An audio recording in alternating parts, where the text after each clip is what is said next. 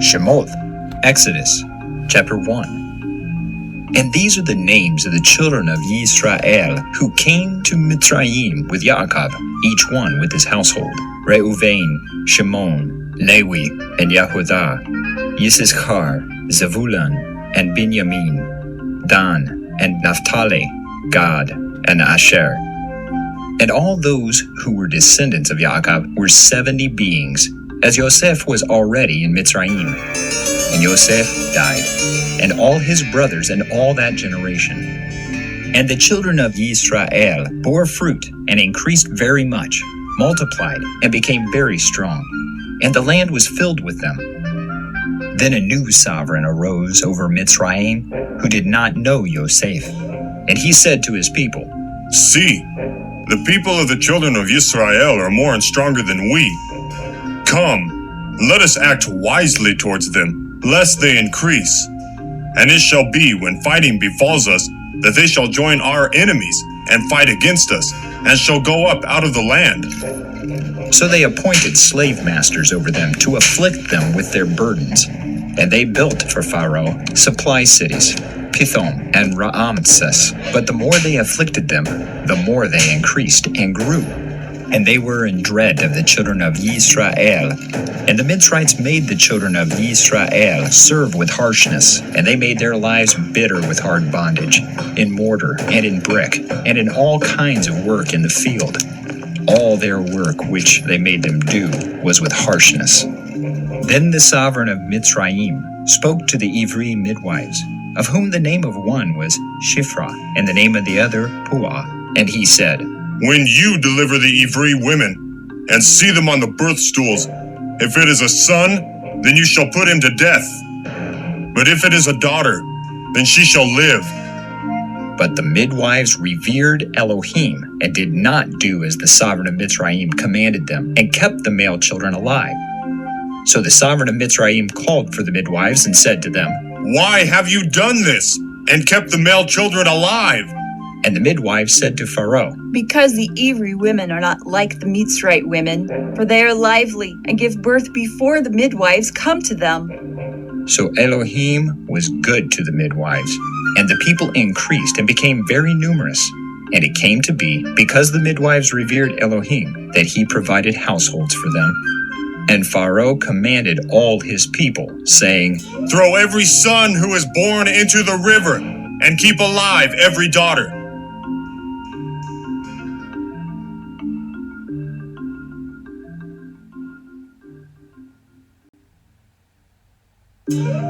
Shemoth, Exodus, chapter 2.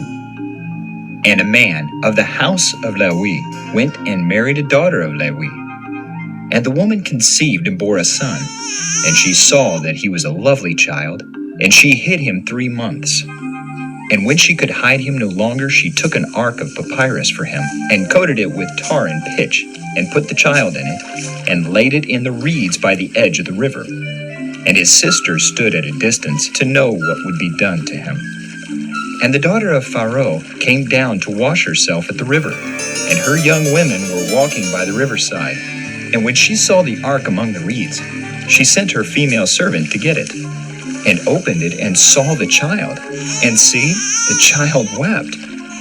So she had compassion on him, and said, "This is one of the children of the Ivrim." And his sister said to Pharaoh's daughter, "Shall I go and call a nurse for you from the Ivri women to nurse the child for you?" And Pharaoh's daughter said to her, "Go." And the girl went and called the child's mother. And Pharaoh's daughter said to her, "Take this child away and nurse him for me, then I shall pay your wages." So the woman took the child and nursed him. And the child grew, and she brought him to Pharaoh's daughter, and he became her son.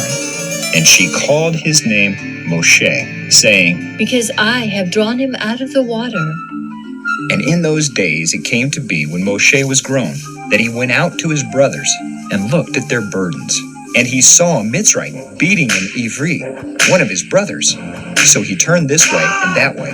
And when he saw no one, he smote the Mitzrite and hid him in the sand. And he went out the second day and saw 2 Ivrim fighting. And he said to the one who did the wrong, Why do you smite your neighbor? and he said, Who made you a head and a judge over us? Do you intend to slay me as you slew the Mitzrite? and Moshe feared and said, Truly, the matter is known. and Pharaoh heard of this matter, and he sought to kill Moshe. But Moshe fled from the face of Pharaoh, and dwelt in the land of Midian, and he sat down by a well. And the Cohen of Midian had 7 daughters, and they came and drew water, and they filled the troughs to water their father's flock. But the shepherds came and drove them away. Then Moshe stood up and came to their rescue, and watered their flock. And they came to Reuel, their father, and he said, How is it that you have come so soon today? and they said, A Mitzrite rescued us from the hand of the shepherds, and he also drew enough water for us and watered the flock. and he said to his daughters, And where is he? Why did you leave the man? Call him and let him eat bread. and Moshe agreed to dwell with the man. And he gave Zipporah, his daughter, to Moshe. And she bore him a son, and he called his name Gershom, for he said, I have become a sojourner in a foreign land. And it came to be, after these many days, that the sovereign of Mitzrayim died. And the children of Israel groaned because of the slavery, and they cried out. And their cry came up to Elohim because of the slavery. And Elohim heard their groaning. And Elohim remembered his covenant with Abraham, with Yitzchak, and with Yaakov. And Elohim looked on the children of Israel, and Elohim knew.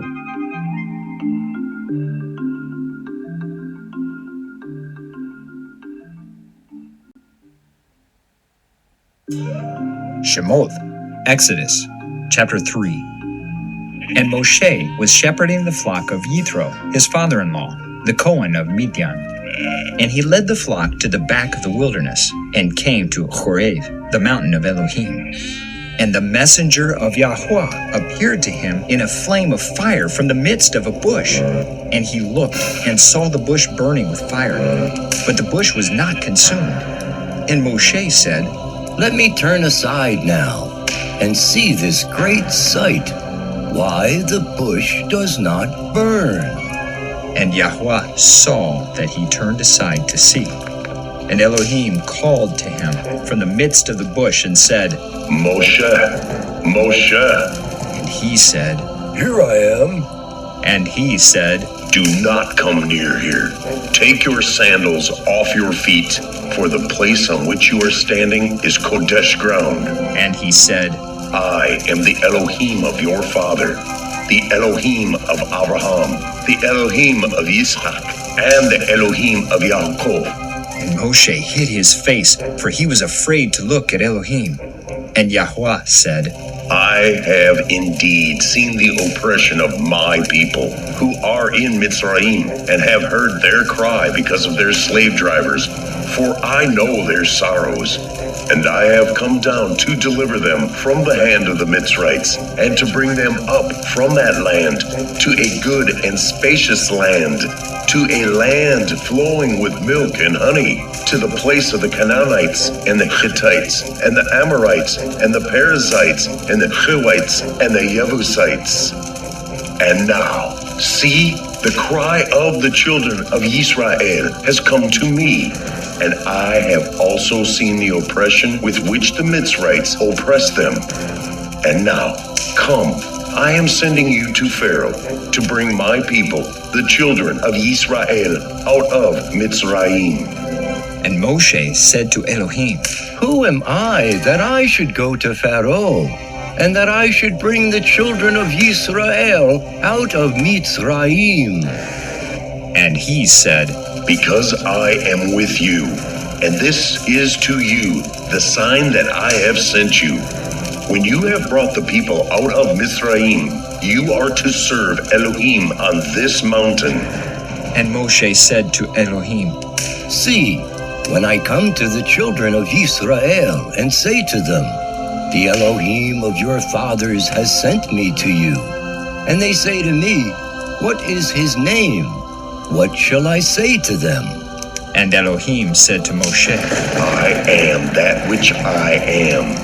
And he said, Thus you shall say to the children of Israel, I am has sent me to you. And Elohim said further to Moshe, Thus you are to say to the children of Israel, Yahuwah Elohim of your fathers, the Elohim of Abraham, the Elohim of Yitzhak, and the Elohim of Yaakov has sent me to you. This is my name forever, and this is my remembrance to all generations.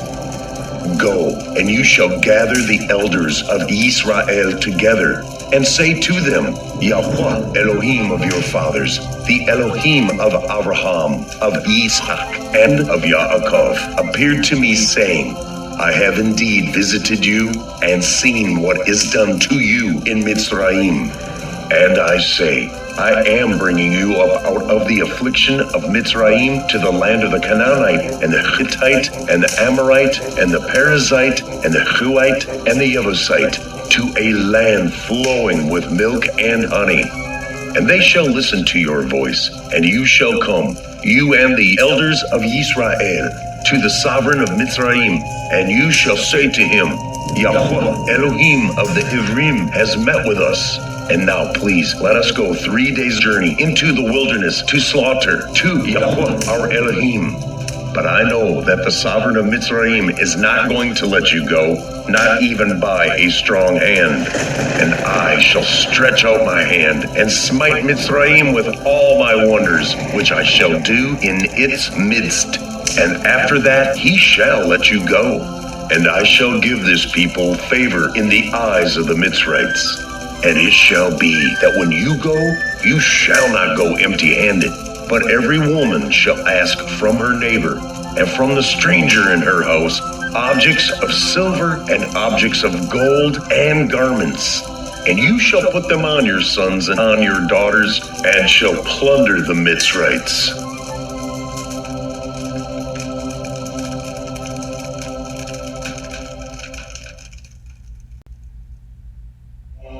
Shemoth, Exodus, chapter 4. And Moshe answered and said, And if they do not believe me, nor listen to my voice, and say, Yahuwah has not appeared to you? And Yahuwah said to him, What is that in your hand? And he said, A rod. And he said, Throw it on the ground. So he threw it on the ground, and it became a serpent, and Moshe fled from it. And Yahuwah said to Moshe, Reach out your hand and catch it by the tail. So he reached out his hand and seized it, and it became a rod in his hand. So that they believe that Yahuwah Elohim of their fathers, the Elohim of Abraham, the Elohim of Yitzhak, and the Elohim of Yaakov has appeared to you. And Yahuwah said to him again, Now put your hand in your bosom. And he put his hand in his bosom.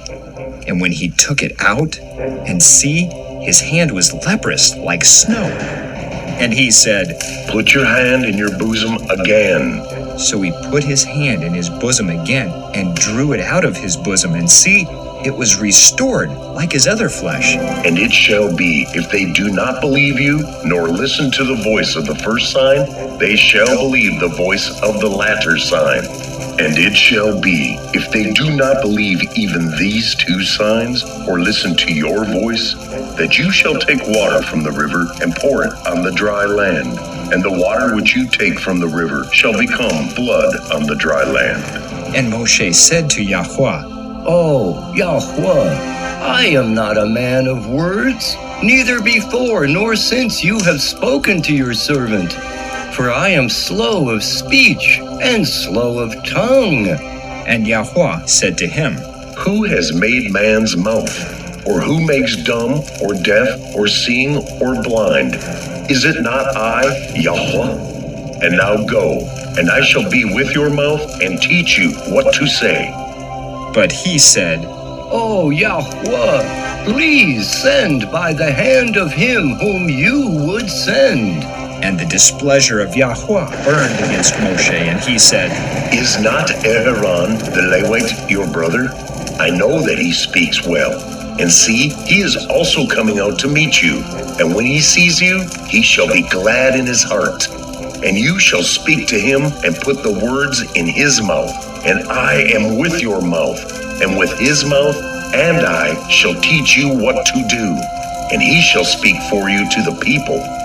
And it shall be that he shall be a mouth for you, and you shall be an Elohim for him. And take this rod in your hand, with which you shall do the signs.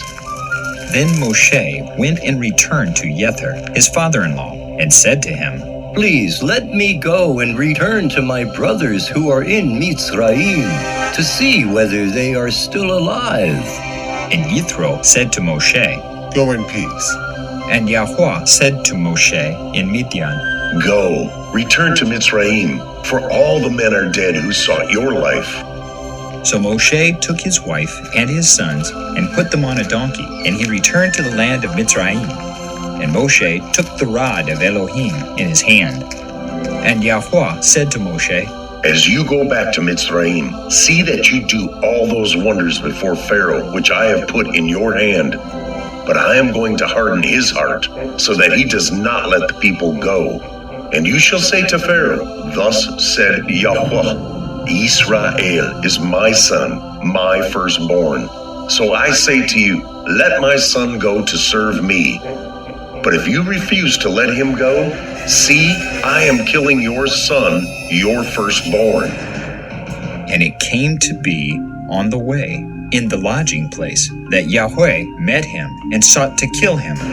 And Zipporah took a sharp stone and cut off the foreskin of her son and threw it at Moshe's feet and said, You are indeed a bridegroom of blood to me. So he let him go. Then she said, You are a bridegroom of blood. Because of the circumcision. And Yahuwah said to Aharon, Go to meet Moshe in the wilderness. And he went and met him on the mountain of Elohim and kissed him. Moshe then told Aharon all the words of Yahuwah who had sent him and all the signs which he had commanded him. And Moshe went with Aharon and gathered together all the elders of the children of Israel. And Aharon spoke all the words which Yahuwah had spoken to Moshe. Then he did the signs before the eyes of the people. And the people believed, and they heard that Yahuwah had visited the children of Israel, and that he had looked on their affliction, and they bowed their heads and did obeisance.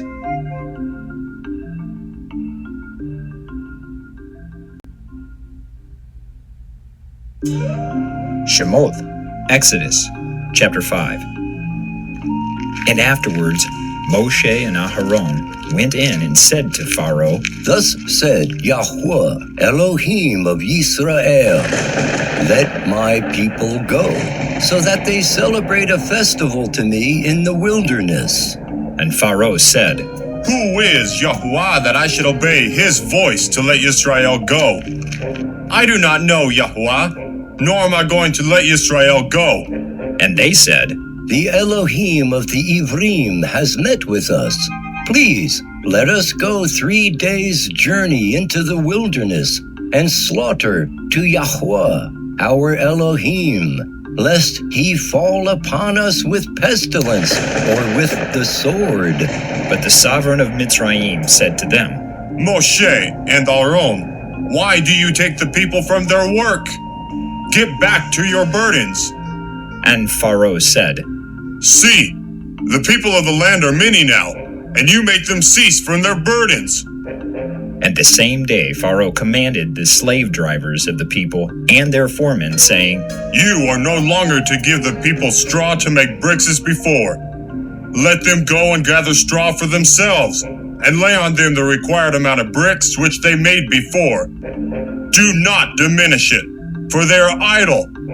That is why they cry out, saying, Let us go and slaughter to our Elohim. Let more work be laid on the men, so that they labor in it, and not pay attention to words of falsehood. And the slave drivers of the people and their foremen went out and spoke to the people, saying, Thus said Pharaoh, I do not give you straw. Go, take straw for yourselves, wherever you find it, for your work shall not be diminished. And the people were scattered in all the land of Mitzrayim to gather stubble for straw. And the slave drivers were hurrying them on, saying, Complete your work, your daily amount, as when there was straw. Also, the foremen of the children of Israel, whom Pharaoh's slave drivers had appointed over them, were beaten and were asked, Why have you not completed your task in making bricks both yesterday and today as before? And the foreman of the children of Israel came and cried out to Pharaoh, saying, Why do you treat your servants this way? There is no straw given to your servants, and they say to us, Make bricks. And see, your servants are beaten, but your own people are at fault. But he said, You are idle! You are idle! That is why you say, Let us go and slaughter to Yahuwah. So now go, work, and straw is not given to you, but deliver the amount of bricks. And the foreman of the children of Israel saw that they were in trouble after it was said, You are not to diminish your daily amount of bricks. And when they came out from Pharaoh, they met Moshe and Aharon, who stood there to meet them. And they said to them, Let Yahuwah look on you and judge, because you have made us loathsome in the eyes of Pharaoh and in the eyes of his servants, to give a sword in their hand to kill us. And Moshe returned to Yahuwah and said, Yahuwah, why have you done evil to this people? Why did you send me? For ever since I came to Pharaoh to speak in your name, he has done evil to this people, and you have not delivered your people at all.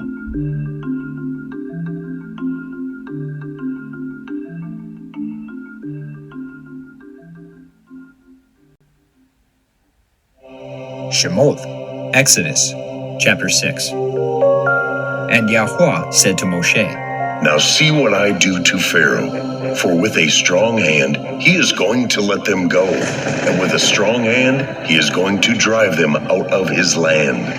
And Elohim spoke to Moshe and said to him, I am Yahuwah, and I appeared to Abraham, to Yitzhak, and to Yaakov as El Shaddai, and by my name, Yahuwah, was I not known to them? And I also established my covenant with them, to give them the land of Canaan, the land of their sojournings, in which they have sojourned. And I have also heard the groaning of the children of Israel, whom the Mitzrites are enslaving, and I have remembered my covenant. Say therefore to the children of Israel, I am Yahuwah, and I shall bring you out from under the burdens of the Mitzrites, and shall deliver you from their enslaving, and shall redeem you with an outstretched arm and with great judgments, and shall take you as my people, and I shall be your Elohim. And you shall know that I am Yahuwah, your Elohim, who is bringing you out from under the burdens of the Mitzrites. And I shall bring you into the land which I swore to give to Abraham, to Yitzhak, and to Yaakov, to give it to you as an inheritance. I am Yahuwah. And Moshe spoke thus to the children of Israel, but they did not listen to Moshe, because of shortness of spirit and from hard slavery. And Yahuwah spoke to Moshe, saying, Go in, speak to Pharaoh, sovereign of Mitzrayim, to let the children of Israel go out of his land. And Moshe spoke before Yahuwah, saying, The children of Israel have not listened to me. And why would Pharaoh listen to me? For I am of uncircumcised lips. And Yahuwah spoke to Moshe and to Aharon, and gave them a command for the children of Israel, and for Pharaoh, sovereign of Mitzrayim, to bring the children of Israel out of the land of Mitzrayim. These are the heads of their fathers' houses. The sons of Reuven, the firstborn of Israel, Hanoch, and Palu, Hezron, and Carmi. These are the clans of Reuven. And the sons of Shimon, Yemuel, and Yamin, and Ohad, and Yachin, and Tzochar, and Shaul, the son of a Canaanite woman. These are the clans of Shimon. These are the names of the sons of Lewi, according to their generations, Gerashon, and Kahath, and Merari. And the years of the life of Lewi were 137. The sons of Gerashon, Livni, and Shimi, according to their clans. And the sons of Kahath, Amram, and Yitzhar, and Hebron, and Uzziel. And the years of the life of Kahath were 133. And the sons of Merari, Mahli, and Mushi. These are the clans of Lewi, according to their generations. And Amram took for himself Yocheved, his father's sister, as wife, and she bore him Aharon and Moshe. And the years of the life of Amram were 137. And the sons of Yitzhar, Korach, and Nepheg, and Zichri. And the sons of Uzziel, Mishael, and Eltzaphan, and Sithri. Aharon took to himself Elisheva, daughter of Aminadab, sister of Nachshon, as wife. And she bore him Nadav, and Avihu, Eleazar, and Ithamar. And the sons of Korah, Asir, Elkanah, and Aviasaph. These are the clans of the Korhites. And Eleazar, Aharon's son, took for himself one of the daughters of Putiel as wife, and she bore him Pinchas. These are the heads of the fathers of the Levites, according to their clans. This is Aharon and Moshe, to whom Yahuwah said, Bring out the children of Israel from the land of Mitzrayim according to their divisions. They were the ones who spoke to Pharaoh, sovereign of Mitzrayim, to bring out the children of Yisrael from Mitzrayim. This is Moshe and Aharon. And it came to be, on the day when Yahuwah spoke to Moshe in the land of Mitzrayim, that Yahuwah spoke to Moshe, saying, I am Yahuwah. Speak to Pharaoh, sovereign of Mitzrayim, all that I say to you. And Moshe said before Yahuwah, See, I am of uncircumcised lips, and why would Pharaoh listen to me?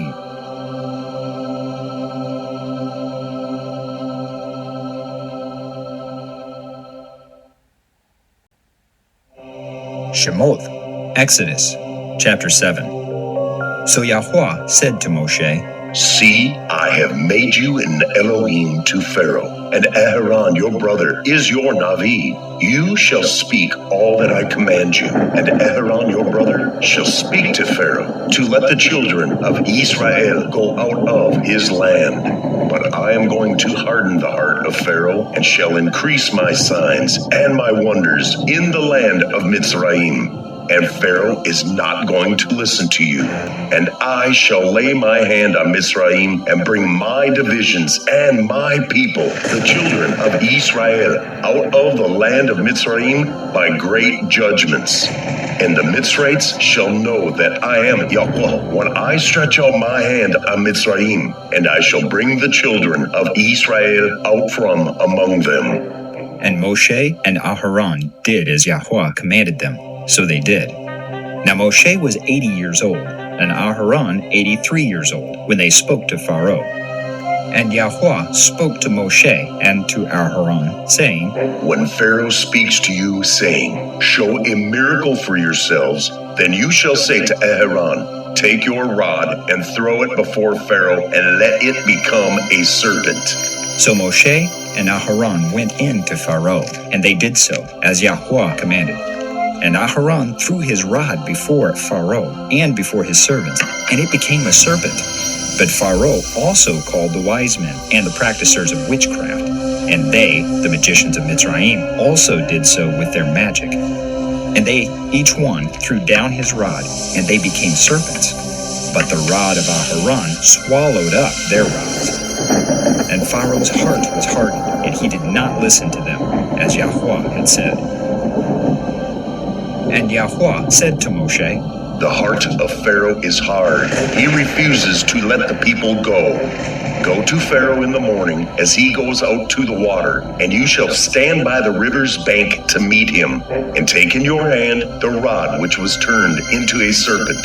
And you shall say to him, Yahuwah, the Elohim of the Ivrim, has sent me to you, saying, Let my people go, so that they serve me in the wilderness. But see, until now you have not listened.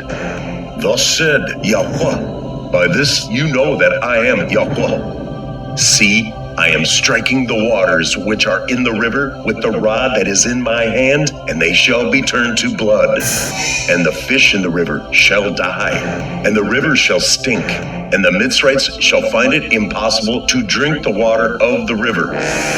And Yahuwah spoke to Moshe, Say to Aharon, take your rod and stretch out your hand over the waters of Mitzrayim, over their streams, over their rivers, over their ponds, and over all their pools of water, that they become blood. And there shall be blood in all the land of Mitzrayim, both in wooden and in stone containers. And Moshe and Aharon did so, as Yahuwah commanded. And he lifted up the rod and struck the waters that were in the river, in the eyes of Pharaoh and in the eyes of his servants. And all the waters that were in the river were turned to blood, and the fish that were in the river died, and the river stank, and the Mitzrites were unable to drink the water of the river, and the blood was in all the land of Mitzrayim. And the magicians of Mitzrayim did the same with their magic, and the heart of Pharaoh was hardened, and he did not listen to them, as Yahuwah had said. And Pharaoh turned and went into his house, and his heart was not moved by this either. And all the Mitzrites dug all around the river for water to drink, for they were unable to drink the water of the river. And 7 days were completed after Yahuwah had struck the river.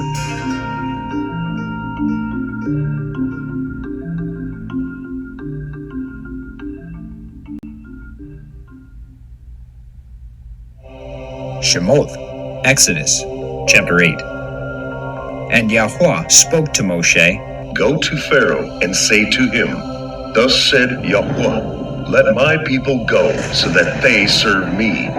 But if you refuse to let them go, see, I am smiting all your border with frogs, and the river shall swarm with frogs, which shall go up and shall come into your house, and into your bedroom, and on your bed, and into the houses of your servants, and on your people, and into your ovens, and into your kneading bowls. And the frogs shall come up on you, and on your people, and on all your servants.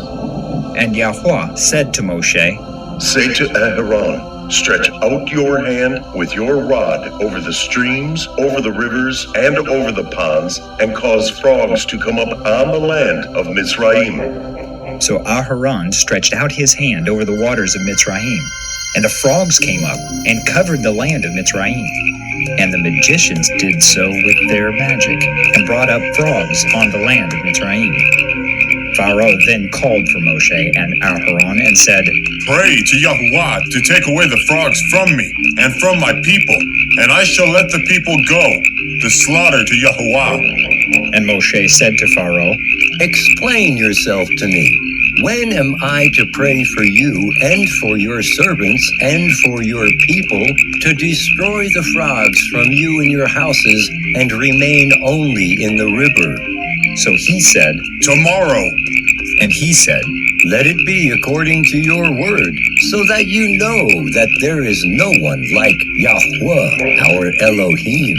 And the frogs shall turn aside from you, and from your houses, and from your servants, and from your people.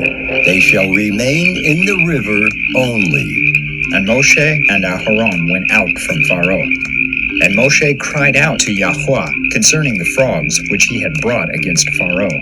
And Yahuwah did according to the word of Moshe. And the frogs died out of the houses, out of the courtyards, and out of the fields.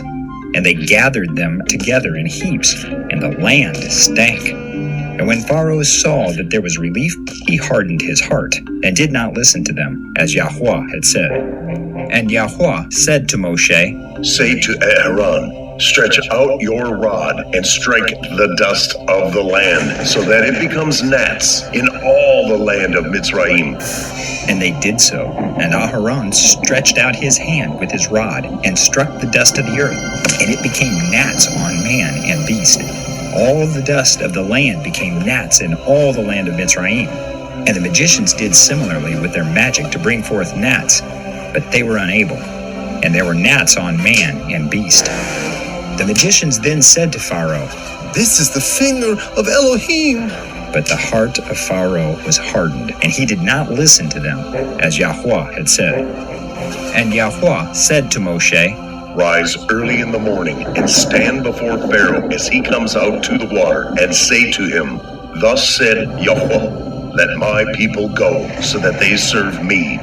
Or else, if you do not let my people go, see, I am sending swarms of flies on you and your servants, and on your people, and into your houses. And the houses of the Mitzrites shall be filled with swarms of flies, and also the ground on which they stand.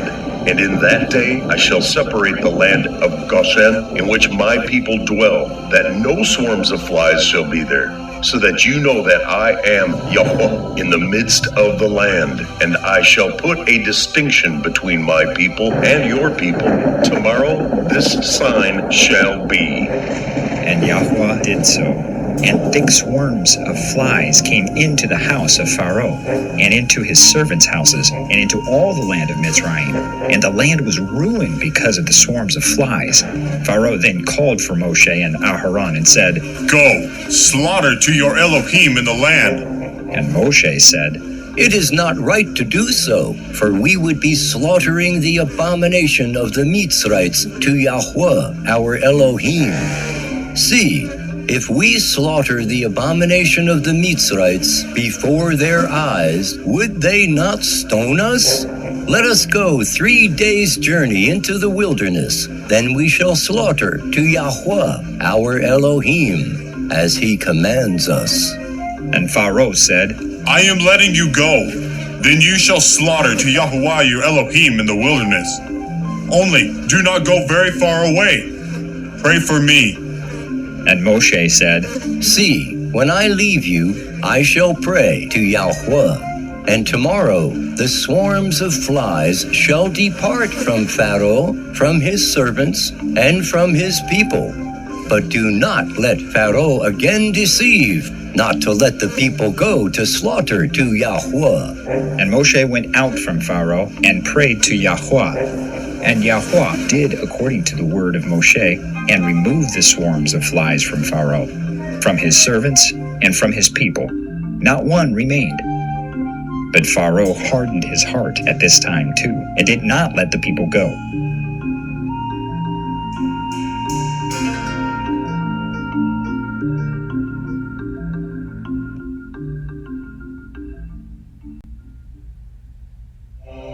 Shemoth, Exodus, chapter 9.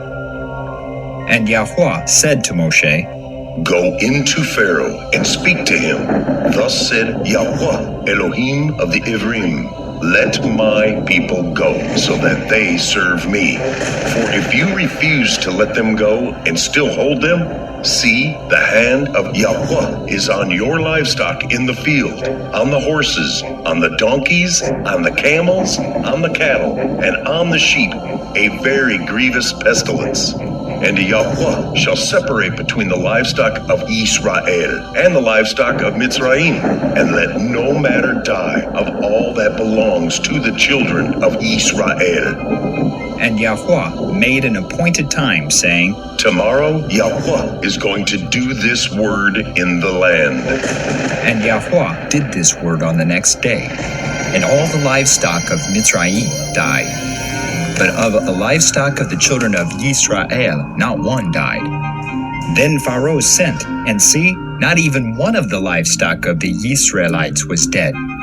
But the heart of Pharaoh was hardened, and he did not let the people go. And Yahuwah said to Moshe and Aharon, Fill your hands with ashes from a furnace, and let Moshe scatter it toward the Shamahim before the eyes of Pharaoh. And it shall become fine dust in all the land of Mitzrayim, and it shall cause boils that break out in sores on man and beast in all the land of Mitzrayim. So they took ashes from the furnace and stood before Pharaoh. And Moshe scattered them toward the Shamayim, and they caused boils breaking out in sores on man and beast. And the magicians were unable to stand before Moshe because of the boils, for the boils were on the magicians and on all the Mitzrites. But Yahuwah hardened the heart of Pharaoh, and he did not listen to them, as Yahuwah had said to Moshe. And Yahuwah said to Moshe, Rise early in the morning, and stand before Pharaoh, and say to him, Thus said Yahuwah, Elohim of the Ivrim, let my people go, so that they serve me. For at this time I am sending all my plagues unto your heart, and on your servants and on your people, so that you know that there is no one like me in all the earth. Now if I had stretched out my hand and struck you and your people with pestilence, then you would have been cut off from the earth. And for this reason I have raised you up, in order to show you my power, and in order to declare my name in all the earth. You still exalt yourself against my people, in that you do not let them go. See, tomorrow about this time, I am causing very heavy hail to rain down, such as has not been in Mitzrayim from the day of its founding until now. And now bring your livestock to safety, and all that you have in the field, for the hail shall come down on every man, and every beast which is found in the field, and is not brought home, and they shall die. Those among the servants of Pharaoh who revered the word of Yahuwah made their servants and livestock flee to the houses. But those who did not lay their heart on the word of Yahuwah left their servants and livestock in the field. Then Yahuwah said to Moshe, Stretch out your hand toward the Shamaim, and let there be hail in all the land of Mitzrayim, on man and on beast, and on every plant of the field throughout the land of Mitzrayim. Then Moshe stretched out his rod toward the Shamaim, and Yahuwah sent thunder and hail, and fire came down to the earth, and Yahuwah rained hail on the land of Mitzrayim. Thus there came to be hail and fire flashing continually in the midst of the hail, very heavy, such as had not been in all the land of Mitzrayim since it became a nation. And the hail smote in all the land of Mitzrayim all that was in the field, both man and beast. And the hail smote every plant of the field, and broke every tree of the field. Only in the land of Goshen, where the children of Israel were, there was no hail. Pharaoh then sent and called for Moshe and for Aharon, and said to them, I have sinned this time. Yahuwah is righteous, and my people and I are wicked. Pray to Yahuwah, for there has been enough of the thunder and hail of Elohim, and I am letting you go, so that you stay no longer. And Moshe said to him, As soon as I go out of the city, let me spread out my hands to Yahuwah. Let the thunder cease, and the hail be no more, so that you know that the earth belongs to Yahuwah. But as for you and your servants, I know that you do not yet fear before Yahuwah Elohim. And the flax and the barley were smitten, for the barley was in the head and the flax was in bud. But the wheat and the spelt were not smitten, for they were late crops. And Moshe went out of the city from Pharaoh, and spread out his hands to Yahuwah. And the thunder and the hail ceased, and the rain was not poured on the earth. And Pharaoh saw that the rain and the hail and the thunder had ceased, yet he sinned again. And he hardened his heart, he and his servants. And the heart of Pharaoh was hardened. And he did not let the children of Israel go, as Yahuwah had said through Moshe.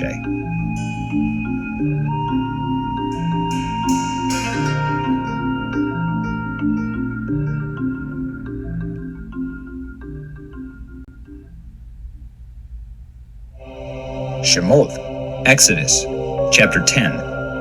And Yahuwah said to Moshe, Go into Pharaoh, for I have hardened his heart and the hearts of his servants, so that I show these signs of mine before him, and that you relate in the hearing of your son and your son's son what I have done in Mitzrayim, and my signs which I have done among them. And you shall know that I am Yahuwah. And Moshe and Aharon came in to Pharaoh and said to him, Thus said Yahuwah, Elohim of the Ivrim, Till when shall you refuse to humble yourself before me? Let my people go, so that they serve me. Or else, if you refuse to let my people go, see, tomorrow I am bringing locusts within your borders, and they shall cover the surface of the land, so that no one is able to see the land.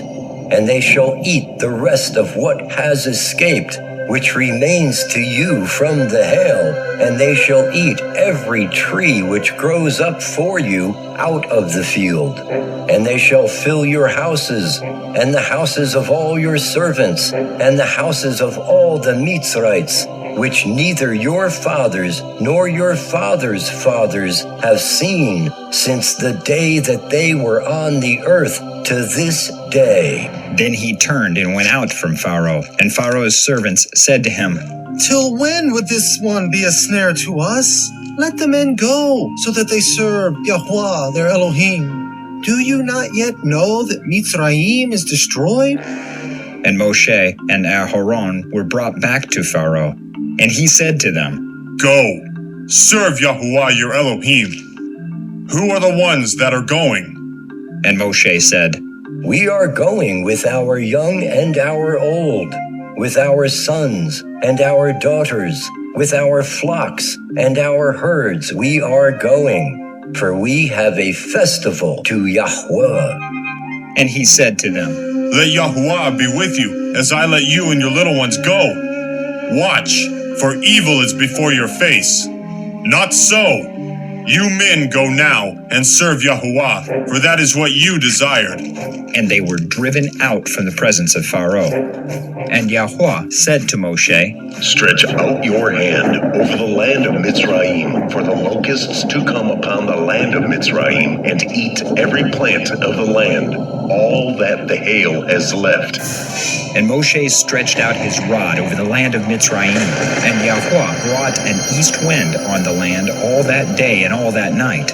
Morning came, and the east wind brought the locusts. And the locusts went up over all the land of Mitzrayim, and settled within all the borders of Mitzrayim, very grievous.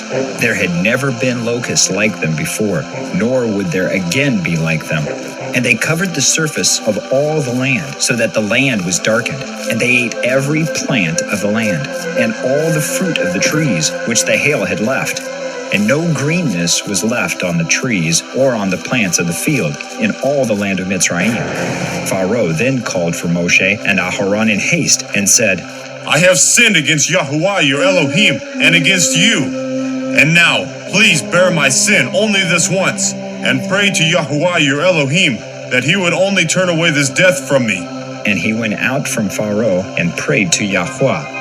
And Yahuwah turned a very strong west wind, which took the locusts away and blew them into the sea of reeds.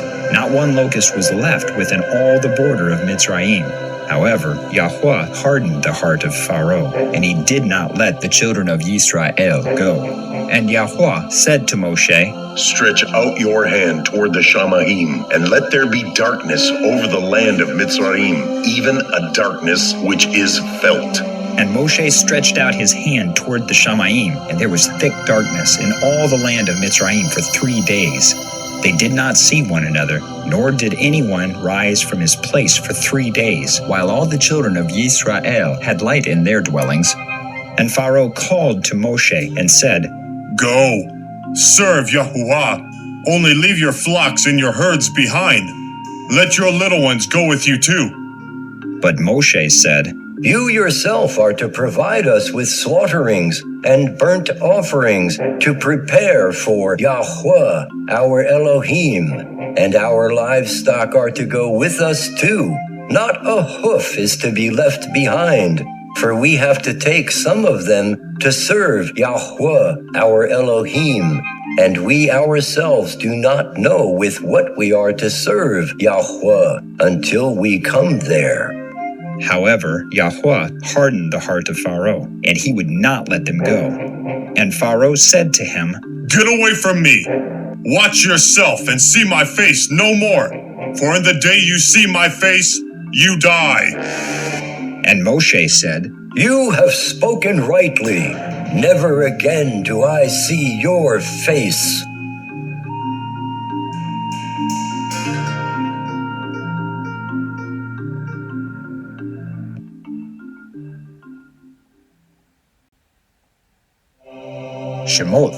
Exodus, chapter 11. And Yahuwah said to Moshe, I am bringing yet one more plague on Pharaoh and on Mitzrayim. After that, he is going to let you go from here. When he lets you go, he shall drive you out from here altogether. Speak now in the hearing of the people, and let every man ask from his neighbor, and every woman from her neighbor, objects of silver and objects of gold. And Yahuwah gave the people favor in the eyes of the Mitzrites. And the man Moshe was very great in the land of Mitzrayim, in the eyes of Pharaoh's servants, and in the eyes of the people.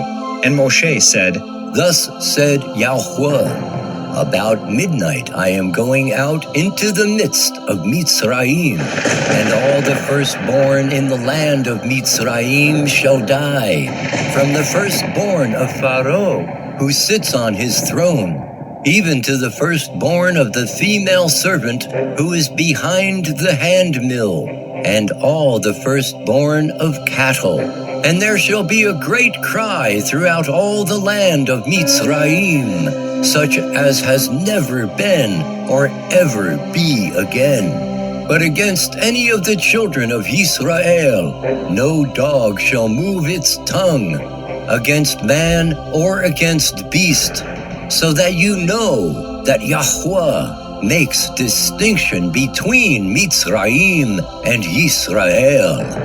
And all these servants of yours shall come down to me and bow down to me, saying, Get out, you and all the people at your feet.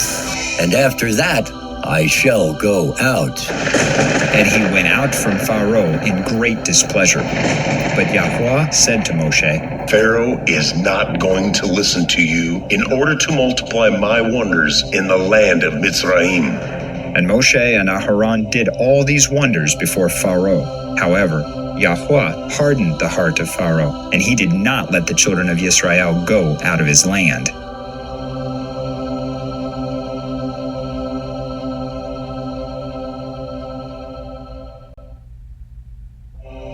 Shemoth, Exodus, chapter 12. And Yahuwah spoke to Moshe and to Aharon in the land of Mitzrayim, saying, This month is the beginning of months for you. It is the first month of the year for you. Speak to all the congregation of Yisrael, saying, On the 10th day of this month, each one of them is to take for himself a lamb, according to the house of his father, a lamb for a household. And if the household is too small for the lamb, let him and his neighbor next to his house take it according to the number of the beings. According to each man's need, you make your count for the lamb.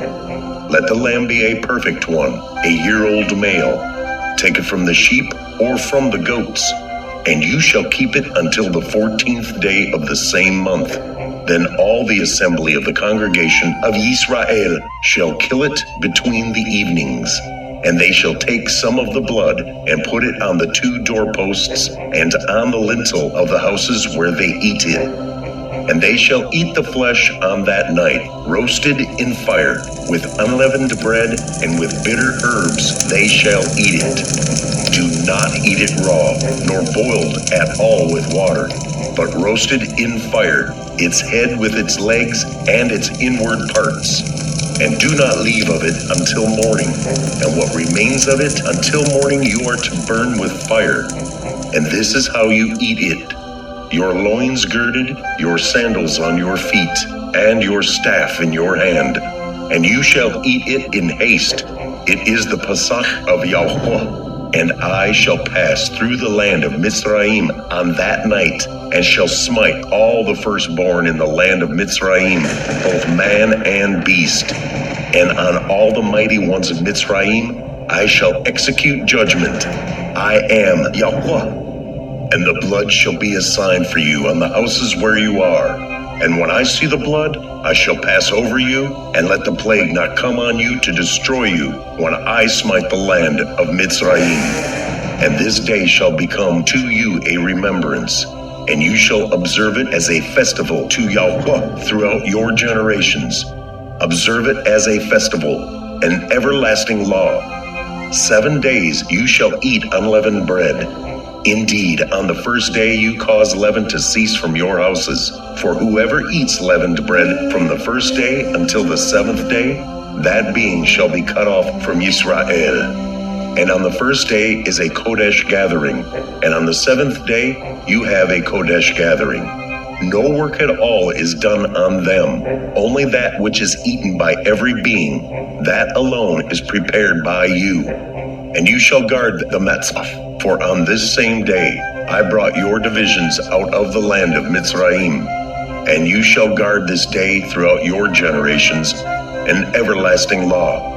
In the first, on the 14th day of the month, in the evening, you shall eat unleavened bread until the 21st day of the month in the evening. For 7 days no leaven is to be found in your houses, for if anyone eats what is leavened, that same being shall be cut off from the congregation of Israel, whether sojourner or native of the land. Do not eat that which is leavened. In all your dwellings you are to eat unleavened bread.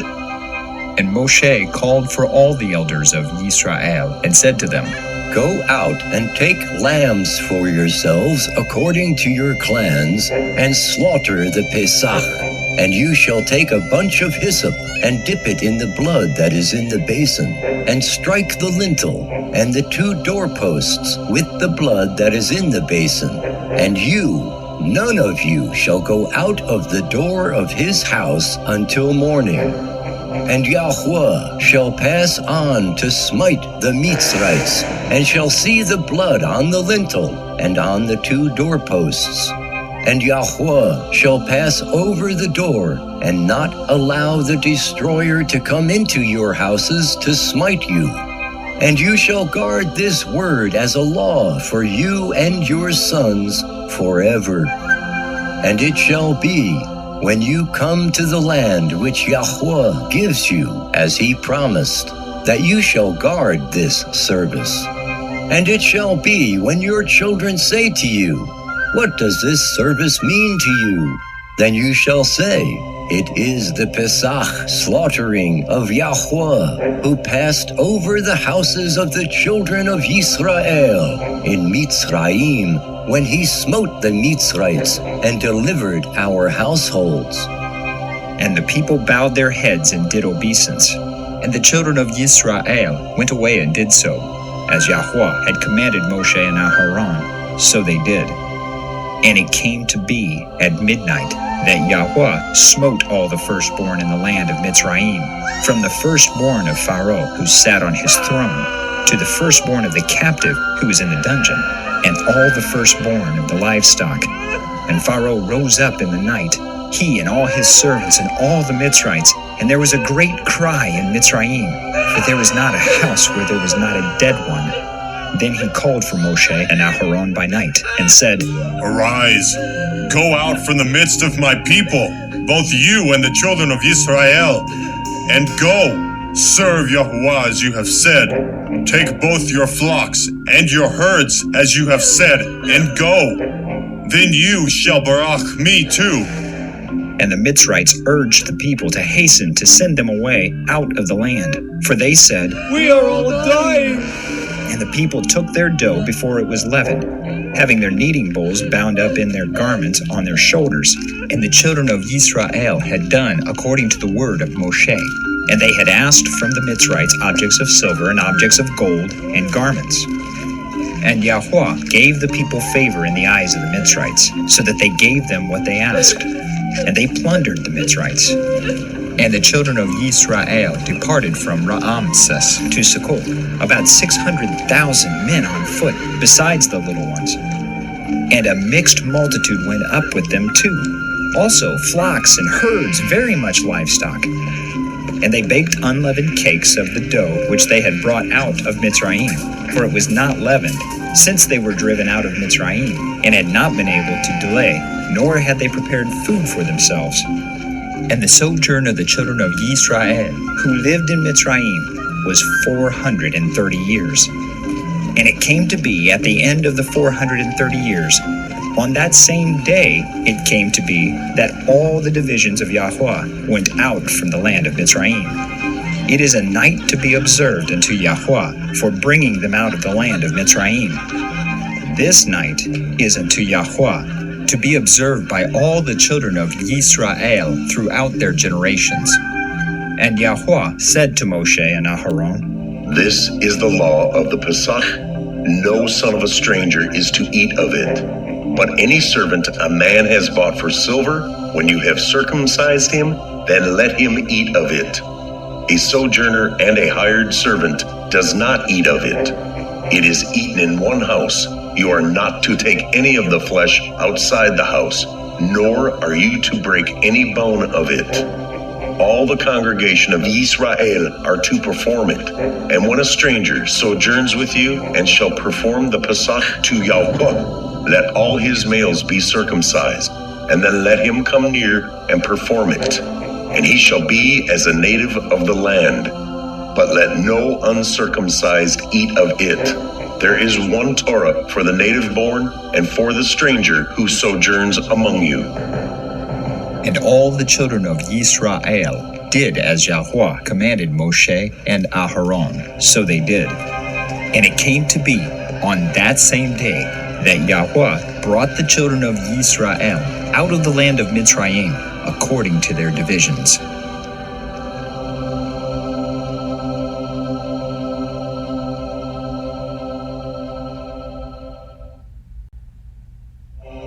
Shemoth, Exodus, chapter 13.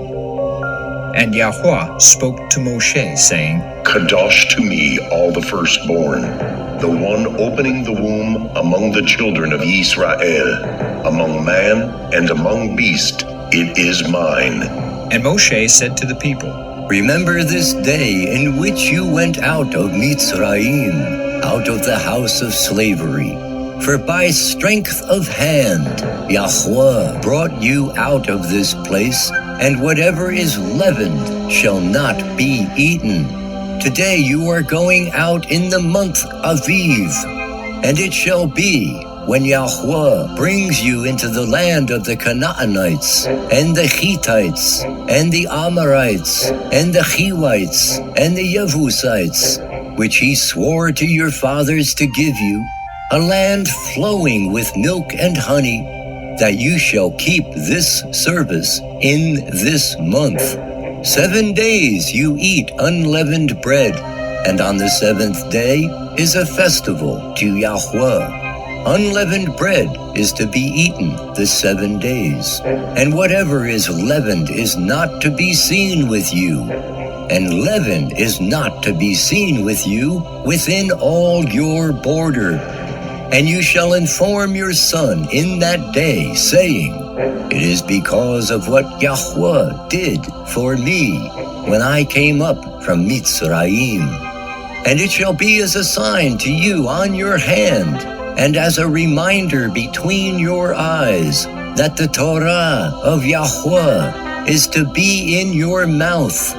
For with a strong hand Yahuwah has brought you out of Mitzrayim, and you shall guard this law at its appointed time from year to year. And it shall be, when Yahuwah brings you into the land of the Canaanites, as he swore to you and your fathers, and gives it to you, that you shall pass over to Yahuwah, every one opening the womb, and every firstborn that comes from your livestock. The males belong to Yahuwah. But every firstborn of a donkey you are to ransom with a lamb. And if you do not ransom it, then you shall break its neck. And every firstborn of man among your sons you are to ransom. And it shall be, when your son asks you in time to come, saying, What is this? Then you shall say to him, By strength of hand, Yahuwah brought us out of Mitzrayim, out of the house of bondage. And it came to be, when Pharaoh was too hardened to let us go, that Yahuwah killed every firstborn in the land of Mitzrayim, both the firstborn of man and the firstborn of beast. Therefore, I am slaughtering to Yahuwah every male that opens the womb, but every firstborn of my sons I ransom. And it shall be as a sign on your hand, and as frontlets between your eyes, for by strength of hand Yahuwah brought us out of Mitzrayim. And it came to be, when Pharaoh had let the people go, that Elohim did not lead them by way of the land of the Pelishtites, though that was nearer. For Elohim said, Lest the people regret when they see fighting and return to Mitzrayim. So Elohim led the people around by way of the wilderness of the Sea of Reeds. And the children of Israel went up armed from the land of Mitzrayim.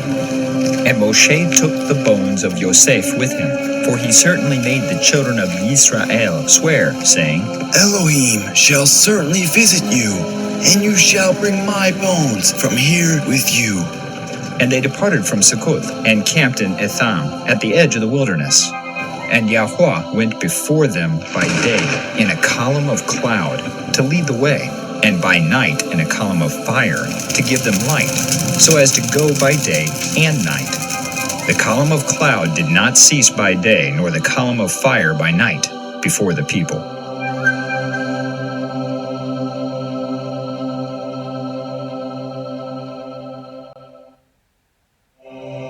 Shemoth, Exodus, chapter 14. And Yahuwah spoke to Moshe, saying, Speak to the children of Israel, that they turn and camp before Pi-hahiroth, between Migdol and the sea, opposite Baal-Zephon. Camp before it by the sea. For Pharaoh shall say of the children of Israel, They are entangled in the land, the wilderness has closed them in. And I shall harden the heart of Pharaoh, and he shall pursue them. But I am to be esteemed through Pharaoh and over all his army, and the Mitzrites shall know that I am Yahuwah. And they did so. And it was reported to the sovereign of Mitzrayim that the people had fled, and the heart of Pharaoh and his servants was turned against the people. And they said, Why have we done this, that we have let Israel go from serving us? So he made his chariot ready, and took his people with him. And he took 600 chosen chariots, and all the chariots of Mitzrayim, with officers over all of them. And Yahuwah hardened the heart of Pharaoh, sovereign of Mitzrayim, and he pursued the children of Israel. But the children of Israel went out with a high hand. And the Mitzrites pursued them, and all the horses and chariots of Pharaoh, and his horsemen, and his army, and reached them camping by the sea, beside Pi-hahiroth, before Baal-Zephon. And when Pharaoh drew near, the children of Israel lifted their eyes, and saw the Mitzrites coming up after them, and they were greatly afraid. So the children of Israel cried out to Yahuwah, and they said to Moshe, Did you take us away to die in the wilderness because there are no graves in Mitzrayim? What is this you have done to us? To bring us up out of Mitzrayim. Is this not the word that we spoke to you in Mitzrayim, saying, Leave us alone, and let us serve the Mitzrites? For it would have been better for us to serve the Mitzrites than to die in the wilderness. And Moshe said to the people, Do not be afraid. Stand still and see the deliverance of Yahuwah, which he does for you today. For the Mitzrites whom you see today, you are never to see again. Yahuwah fights for you, and you keep silent. And Yahuwah said to Moshe, Why do you cry to me? Speak to the children of Israel, and let them go forward. And you lift up your rod, and stretch out your hand over the sea, and divide it. And let the children of Israel go on dry ground through the midst of the sea. And I am hardening the hearts of the Mitzrites, and they shall follow them. And I am to be esteemed through Pharaoh and over all his army, his chariots, and his horsemen. And the Mitzrites shall know that I am Yahuwah, when I am esteemed through Pharaoh, his chariots, and his horsemen.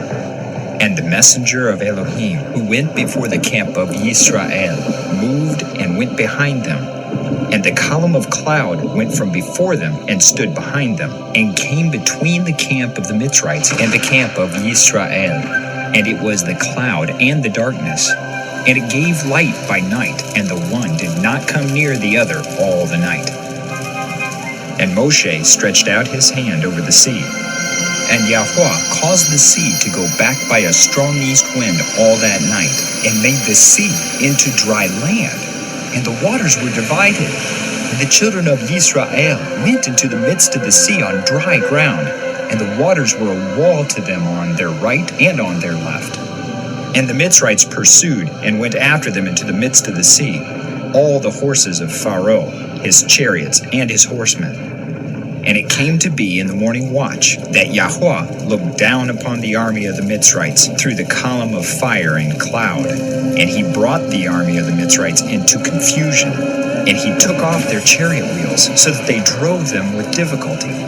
And the Mitzrites said, "Let us flee from the face of Israel, for Yahuwah fights for them against the Mitzrites." Then Yahuwah said to Moshe, "Stretch out your hand over the sea, and let the waters come back upon the Mitzrites, on their chariots, and on their horsemen." And Moshe stretched out his hand over the sea, and the sea returned to its usual flow at the break of day, with the Mitzrites fleeing into it. Thus Yahuwah overthrew the Mitzrites in the midst of the sea, and the waters returned and covered the chariots and the horsemen, and all the army of Pharaoh that came into the sea after them, and not even one was left of them. And the children of Yisrael walked on dry ground in the midst of the sea, and the waters were a wall to them on their right and on their left. Thus Yahuwah saved Yisrael that day out of the hand of the Mitzrites, and Yisrael saw the Mitzrites dead on the seashore. And Yisrael saw the great work which Yahuwah had done in Mitzrayim. And the people revered Yahuwah and believed Yahuwah and his servant Moshe.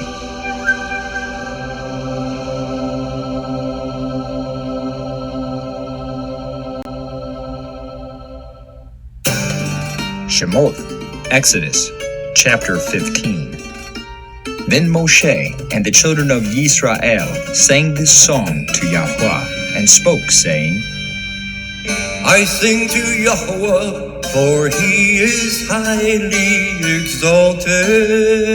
The horse and its rider he has thrown into the sea. Yah is my strength and song, and he has become my deliverance. He is my El, and I praise him, Elohim of my father. And I exalt him. Yahuwah is a man of battle. Yahuwah is his name. He has cast Pharaoh's chariots and his army into the sea, and his chosen officers are drowned in the sea of reeds. The depths covered them, they went down to the bottom like a stone.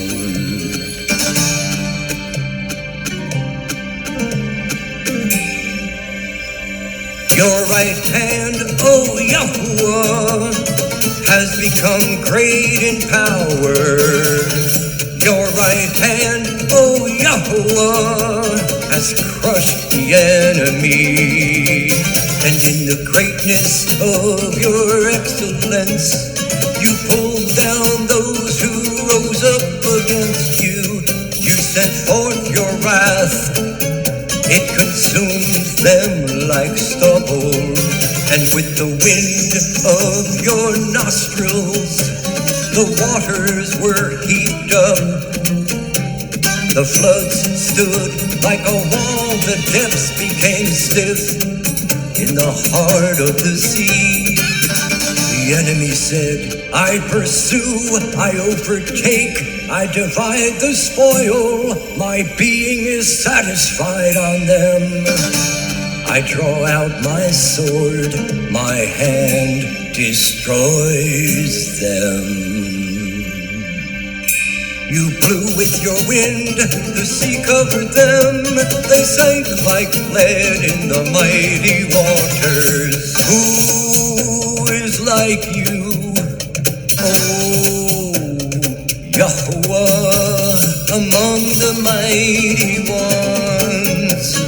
Who is like you, great in Kodeshah, awesome in praises, working wonders? You stretched out your right hand, the earth swallowed them. In your kindness, you led the people whom you have redeemed. In your strength, you guided them to your Kodesh dwelling. Peoples heard, they trembled. Anguish gripped the inhabitants of Pelasheth. Then the chiefs of Edom were troubled, the mighty men of Moab. Trembling grips them, all the inhabitants of Canaan melted. Fear and dread fell on them by the greatness of your arm. They are as silent as a stone. Until your people pass over, oh Yahuwah. Until the people whom you have bought pass over. You bring them in and plant them in the mountain of your inheritance, in the place, oh Yahuwah, which you have made for your own dwelling, the Mikdash, oh Yahuwah, which your hands have prepared. Yahuwah reigns forever and ever.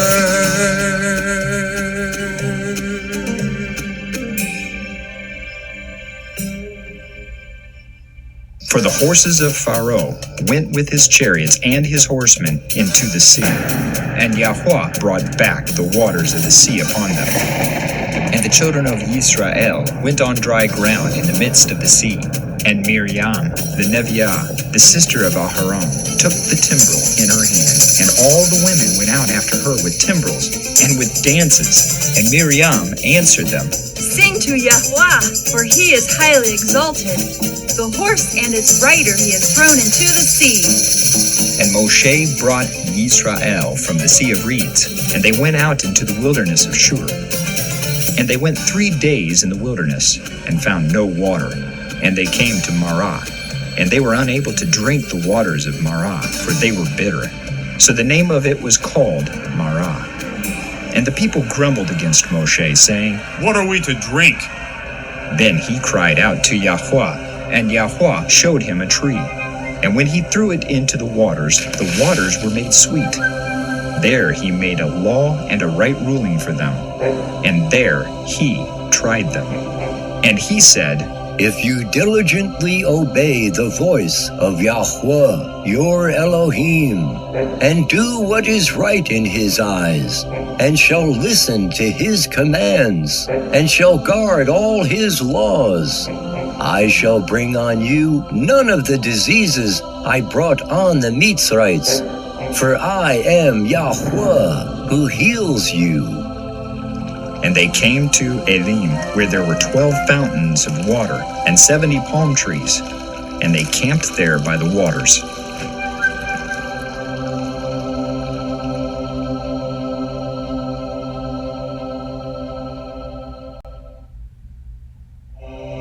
Shemoth, Exodus, chapter 16. And they departed from Elim, and all the congregation of the children of Israel came to the wilderness of Sin, which is between Elim and Sinai, on the 15th day of the 2nd month after their going out of the land of Mitzrayim. And all the congregation of the children of Israel grumbled against Moshe and Aharon in the wilderness. And the children of Israel said to them, If only we had died by the hand of Yahuwah in the land of Mitzrayim, when we sat by the pots of meat, and when we ate bread to satisfaction. For you have brought us out into this wilderness to put all this assembly to death with hunger. And Yahuwah said to Moshe, See, I am raining bread from the Shamayim for you, and the people shall go out and gather a day's portion every day, in order to try them, whether they walk in my Torah or not. And it shall be on the 6th day that they shall prepare what they bring in, and it shall be twice as much as they gather daily. And Moshe and Aharon said to all the children of Israel, At evening you shall know that Yahuwah has brought you out of the land of Mitzrayim, and in the morning you shall see the esteem of Yahuwah, for he hears your groanings against Yahuwah. And what are we that you grumble against us? And Moshe said, In that Yahuwah gives you meat to eat in the evening, and in the morning bread to satisfaction. For Yahuwah hears your grumblings which you make against him. And what are we? Your grumblings are not against us, but against Yahuwah. And Moshe said to Aharon, Say to all the congregation of the children of Israel, Come near before Yahuwah, for he has heard your grumblings. And it came to be, as Aharon spoke to all the congregation of the children of Israel, that they looked toward the wilderness, and see, the esteem of Yahuwah appeared in the cloud. And Yahuwah spoke to Moshe, saying, I have heard the grumblings of the children of Israel. Speak to them, saying, Between the evenings you are to eat meat, and in the morning you are to be satisfied with bread. And you shall know that I am Yahuwah, your Elohim. And it came to be that quails came up at evening and covered the camp. And in the morning the dew lay all around the camp. And the layer of dew went up. And see, on the surface of the wilderness was a small round substance as fine as frost on the ground. And the children of Israel saw, and they said to each other, What is it? For they did not know what it was. And Moshe said to them, It is the bread which Yahuwah has given you to eat. This is the word which Yahuwah has commanded. Let every man gather it according to each one's need, an omer for each being, according to the number of beings. Let every man take for those who are in his tent. And the children of Israel did so, and gathered, some more, some less. And they measured it by omers. And he who gathered much did not have too much, and he who gathered little did not have too little. Each one gathered according to his need. And Moshe said, Let no one leave any of it until morning. And they did not listen to Moshe. So some of them left part of it until morning, and it bred worms and stank. And Moshe was wroth with them. And they gathered it every morning, each one according to his need. And when the sun became hot, it melted. And it came to be, on the 6th day, that they gathered twice as much bread, 2 omers for each one. And all the rulers of the congregation came and told Moshe, and he said to them, This is what Yahuwah has said. Tomorrow is a rest, a Shabbath, Kodesh to Yahuwah. That which you bake, bake, and that which you cook, cook, and lay up for yourselves all that is left over, to keep it until morning. And they laid it up till morning, as Moshe commanded. And it did not stink, and no worm was in it. And Moshe said, Eat it today, for today is a Shabbath to Yahuwah. Today you do not find it in the field. Gather it 6 days, but on the 7th day, which is the Shabbath, there is none. And it came to be that some of the people went out on the 7th day to gather, but they found none. And Yahuwah said to Moshe, How long shall you refuse to guard my commands and my Torot? See, because Yahuwah has given you the Shabbat, therefore he is giving you bread for 2 days on the 6th day. Let each one stay in his place. Do not let anyone go out of his place on the 7th day. So the people rested on the 7th day. And the house of Yisrael called its name manna, and it was like white coriander seed, and the taste of it was like thin cakes made with honey. And Moshe said, This is the word which Yahuwah has commanded. Fill an omer with it to keep for your generations, so that they see the bread with which I fed you in the wilderness when I brought you out of the land of Mitzrayim. And Moshe said to Aharon, Take a pot and put an omer of manna in it, and put it down before Yahuwah to keep for your generations. As Yahuwah commanded Moshe, so Aharon put it down before the witness to keep. And the children of Israel ate manna 40 years until they came to an inhabited land. They ate manna until they came to the border of the land of Canaan, and an omer is 1/10 of an ephah.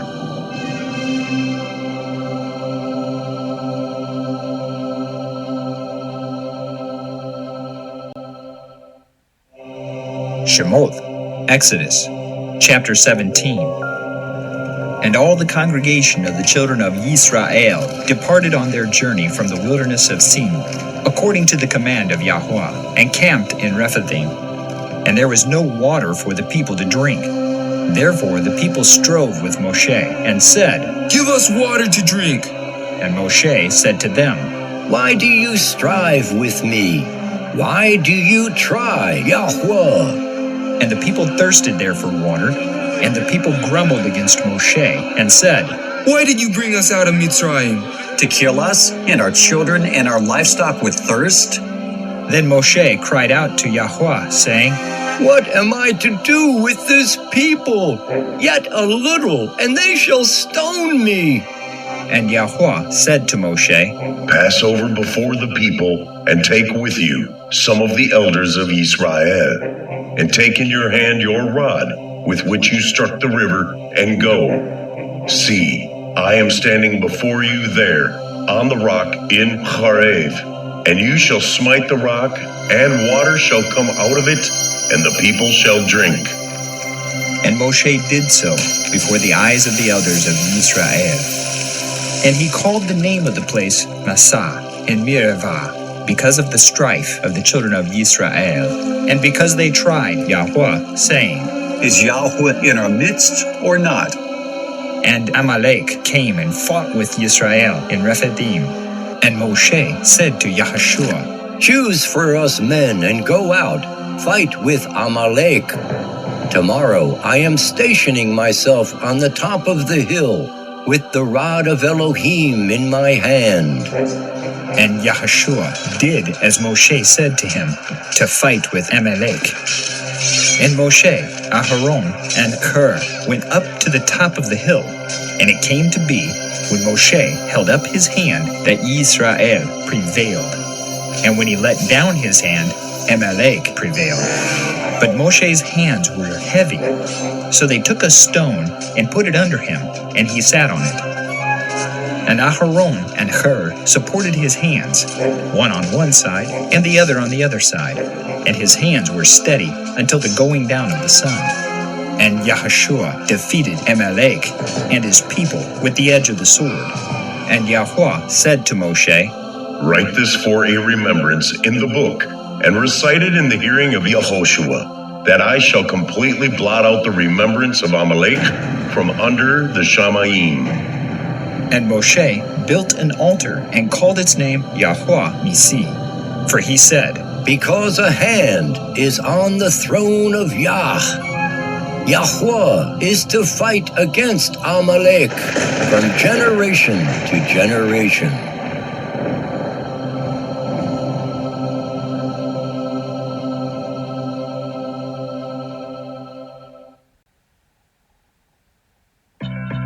Shemoth, Exodus, chapter 18. And Yithro, the Cohen of Midian, Moshe's father-in-law, heard of all that Elohim had done for Moshe and for Yisrael, his people, that Yahuwah had brought Yisrael out of Mitzrayim. And Yithro, Moshe's father-in-law, took Zipporah, the wife of Moshe, after he had sent her back, and her 2 sons, of whom the name of one was Gershom, for he said, I have been a sojourner in a foreign land. And the name of the other was Eliezer, for he said, The Elohim of my father was my help, and delivered me from the sword of Pharaoh. Yithro, Moshe's father-in-law, came with his sons and his wife to Moshe in the wilderness, where he was encamped at the mountain of Elohim. And he had said to Moshe, I, your father-in-law, Yithro, am coming to you with your wife and her 2 sons with her. And Moshe went out to meet his father-in-law and bowed down and kissed him. And they asked each other about their welfare, and they went into the tent. And Moshe told his father-in-law all that Yahuwah had done to Pharaoh and to the Mitzrites for Yisrael's sake, all the hardship that had come upon them on the way, and how Yahuwah had delivered them. And Yithro rejoiced for all the good which Yahuwah had done for Yisrael, whom he had delivered out of the hand of the Mitzrites. And Yithro said, Baruch be Yahuwah, who has delivered you out of the hand of the Mitzrites, and out of the hand of Pharaoh, and who has delivered the people from under the hand of the Mitzrites. Now I know that Yahuwah is greater than all the mighty ones, for in the matter in which they acted proudly above them. Then Yithro, the father-in-law of Moshe, brought a burnt offering and other slaughterings unto Elohim. And Aharon came with all the elders of Israel to eat bread with the father-in-law of Moshe before Elohim. And it came to be on the next day that Moshe sat to rightly rule the people. And the people stood before Moshe from morning until evening. And when the father-in-law of Moshe saw all that he did for the people, he said, What is this that you are doing for the people? Why do you sit by yourself and all the people stand before you from morning until evening? And Moshe said to his father-in-law, Because the people come to me to seek Elohim.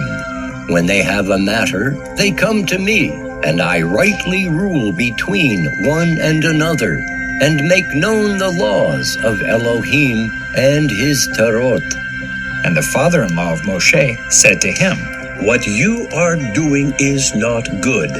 Both you and these people with you shall certainly wear yourselves out, for the matter is too heavy for you. You are not able to do it by yourself. Now listen to my voice. Let me counsel you, and Elohim be with you. Stand before Elohim for the people, and you shall bring the matters to Elohim.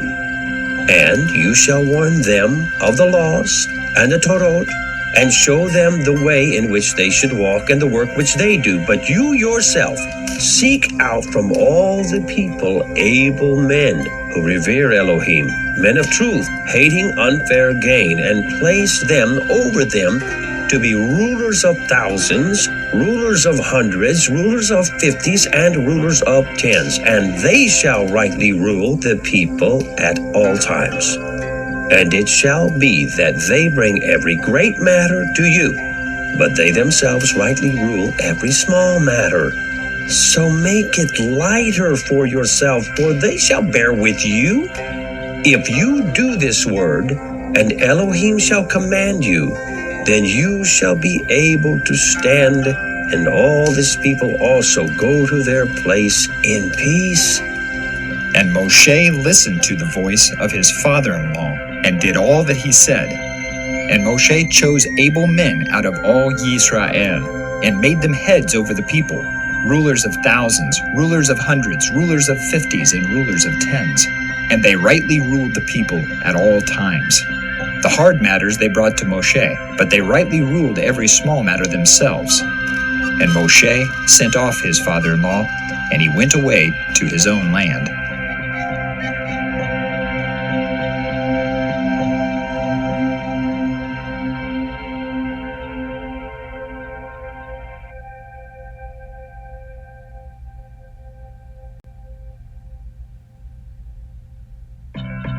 Shemoth, Exodus, chapter 19. In the 3rd month, after the children of Israel had come out of the land of Mitzrayim, on this day they came to the wilderness of Sinai, for they departed from Rephidim and had come to the wilderness of Sinai and camped in the wilderness. So Israel camped there before the mountain, and Moshe went up to Elohim, and Yahuwah called to him from the mountain, saying, This is what you are to say to the house of Yaakov, and declare to the children of Israel. You have seen what I did to the Mitzrites, and how I bore you on eagle's wings and brought you to myself. And now, if you diligently obey my voice and shall guard my covenant, then you shall be my treasured possession above all the peoples, for all the earth is mine. And you shall be to me a reign of Kohanim and a Kodesh nation. Those are the words which you are to speak to the children of Israel. And Moshe came and called for the elders of the people, and put before them all these words which Yahuwah commanded him. And all the people answered together and said, All that Yahuwah has spoken we shall do. So Moshe brought back the words of the people to Yahuwah. And Yahuwah said to Moshe, See, I am coming to you in the thick cloud, so that the people hear when I speak with you, and believe you forever. And Moshe reported the words of the people to Yahuwah. And Yahuwah said to Moshe, Go to the people, and kadosh them today and tomorrow, and they shall wash their garments, and shall be prepared by the 3rd day. For on the 3rd day, Yahuwah shall come down upon Mount Sinai before the eyes of all the people. And you shall make a border for the people all around, saying, Take heed to yourselves that you do not go up to the mountain or touch the border of it. Whoever touches the mountain shall certainly be put to death. Not a hand is to touch it, but he shall certainly be stoned or shot with an arrow, whether man or beast. He shall not live. When the trumpet sounds long, let them go up to the mountain. And Moshe came down from the mountain to the people and kadoshed the people, and they washed their garments. And he said to the people, Be prepared by the 3rd day. Do not come near a wife. And it came to be on the 3rd day in the morning that there were thunders and lightnings and a thick cloud on the mountain. And the sound of the ram's horn was very loud, and all the people who were in the camp trembled. And Moshe brought the people out of the camp to meet with Elohim, and they stood at the foot of the mountain. And Mount Sinai was in smoke, all of it, because Yahuwah descended upon it in fire. And its smoke went up like the smoke of a furnace, and all the mountain trembled exceedingly. And when the blast of the ram's horn sounded long and became very strong, Moshe spoke, and Elohim answered him by voice.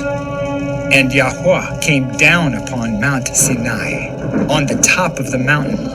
And Yahuwah called Moshe to the top of the mountain, and Moshe went up. And Yahuwah said to Moshe, Go down, warn the people, lest they break through unto Yahuwah to see, and many of them fall. And let the Kohanim who come near Yahuwah kadosh themselves too, lest Yahuwah break out against them.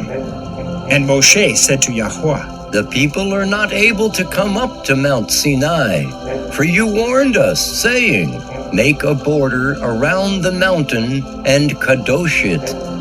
And Yahuwah said to him, Come, go down and then come up, you and Aaron with you. But do not let the Kohanim and the people break through to come up to Yahuwah, lest he break out against them. And Moshe went down to the people and spoke to them.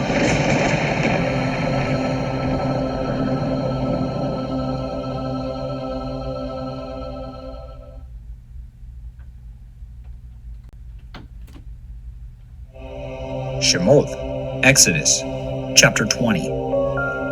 And Elohim spoke all these words, saying, I am Yahuwah, your Elohim, who brought you out of the land of Mitzrayim, out of the house of slavery. You have no other mighty ones against my face. You do not make for yourself a carved image, or any likeness of that which is in the Shamahim above, or which is in the earth beneath, or which is in the waters under the earth.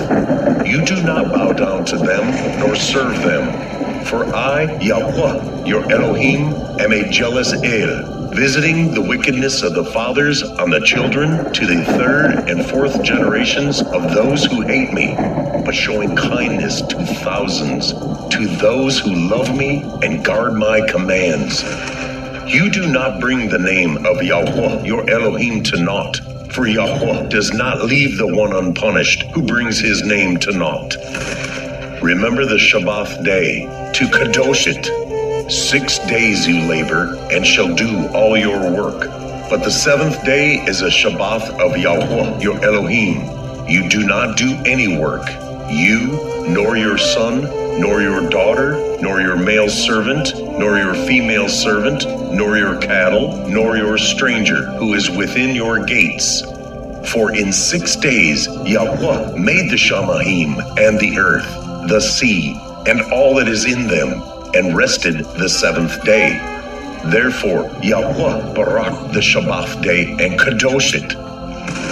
Respect your father and your mother, so that your days are prolonged upon the land which Yahuwah your Elohim is giving you. You do not murder. You do not commit adultery. You do not steal. You do not bear false witness against your neighbor. You do not covet your neighbor's house. You do not covet your neighbor's wife, nor his male servant, nor his female servant, nor his ox, nor his donkey, or whatever belongs to your neighbor. And all the people saw the thunders, the lightning flashes, the sound of the ram's horn, and the mountain smoking. And the people saw it, and they trembled and stood at a distance, and said to Moshe, You speak with us, and we hear. But let not Elohim speak with us, lest we die. And Moshe said to the people, Do not fear, for Elohim has come to prove you, and in order that his reverence be before you, so that you do not sin. So the people stood at a distance, but Moshe drew near the dense cloud where Elohim was. And Yahuwah said to Moshe, Say this to the children of Israel. You yourselves have seen that I have spoken to you from the Shamahim. You do not make besides me mighty ones of silver, and you do not make mighty ones of gold for yourselves. Make an altar of earth for me, and you shall slaughter on it your burnt offerings and your peace offerings, your sheep and your cattle. In every place where I cause my name to be remembered, I shall come to you and barak you. And if you make me an altar of stone, do not build it of cut stone. For if you use your chisel on it, you have profaned it. Nor do you go up by steps to my altar, lest your nakedness be exposed on it.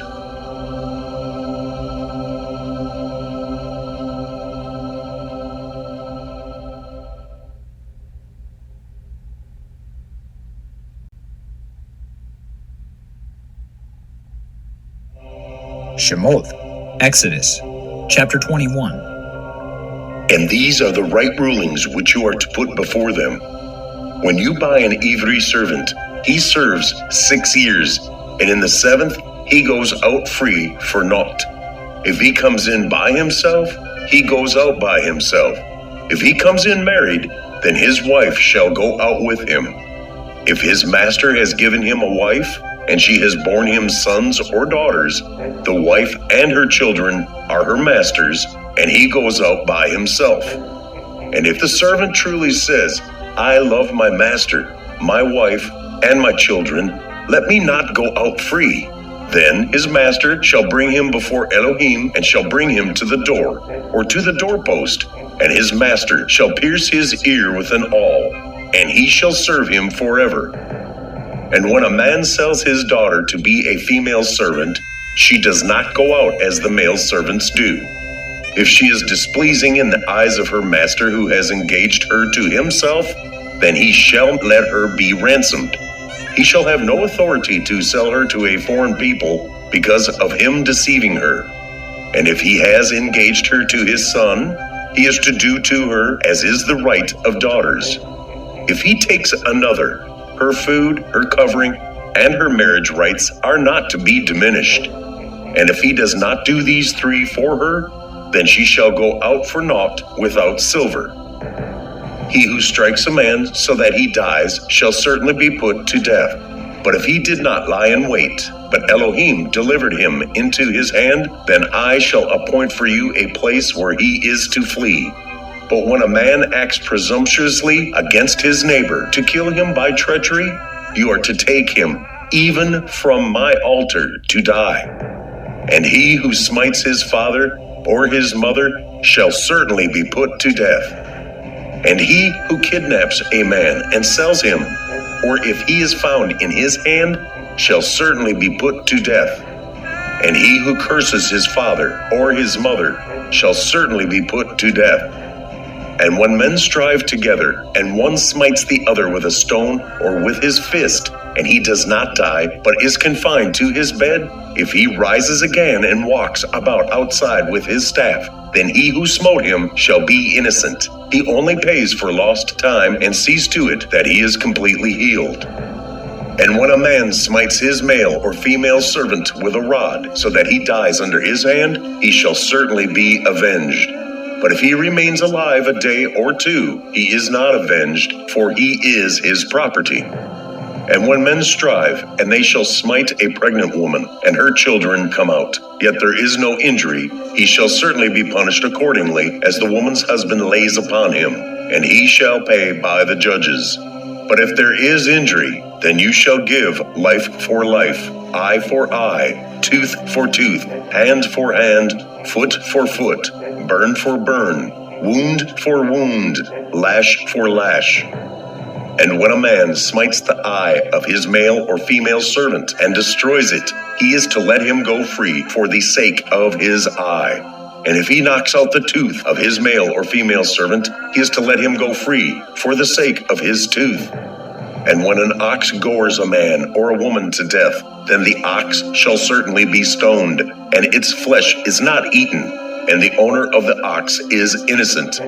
However, if the ox was previously in the habit of goring, and its owner has been warned, and he has not kept it confined so that it has killed a man or a woman, the ox is stoned, and its owner also is put to death. If a sin covering is laid upon him, then he shall give the ransom of his life, whatever is laid on him, whether it has gored a son or gored a daughter. According to this right ruling, it is done to him. If the ox gores a male or female servant, he is to give to their master 30 shekels of silver, and the ox is stoned. And when a man opens a pit, or if a man digs a pit and does not cover it, and an ox or a donkey falls in it, the owner of the pit is to repay. He is to give silver to their owner, and the dead is his. And when the ox of a man smites the ox of his neighbor, and it dies, then they shall sell the live ox and divide the silver from it, and also divide the dead ox. Or if it was known that the ox was previously in the habit of goring, and its owner has not kept it confined, he shall certainly repay ox for ox, while the dead is his.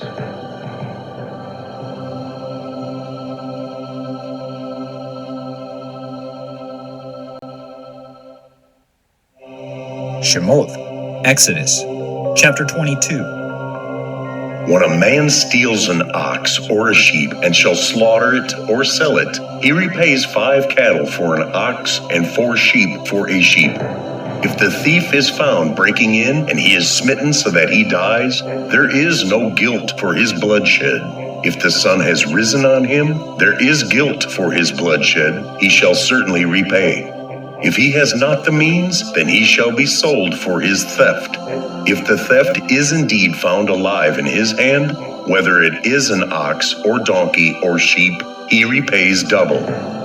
When a man lets a field or vineyard be consumed and lets loose his livestock, and it feeds in another man's field, he repays from the best of his own field and the best of his own vineyard. When fire breaks out and spreads to thorn bushes, so that stacked grain or standing grain or the field is consumed, he who kindled the fire shall certainly repay. When a man gives silver or goods to his neighbor to guard, and it is stolen out of the man's house, if the thief is found, he repays double. If the thief is not found, then the master of the house shall be brought before Elohim to see whether he has put his hand into his neighbor's goods.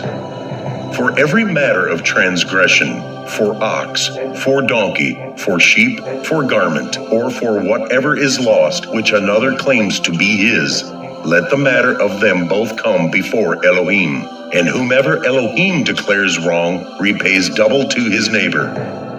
When a man gives to his neighbor a donkey, or ox, or sheep, or any beast to watch over, and it dies, or is injured, or is driven away while no one is looking, let an oath of Yahuwah be between them both, that he has not put his hand into his neighbor's goods.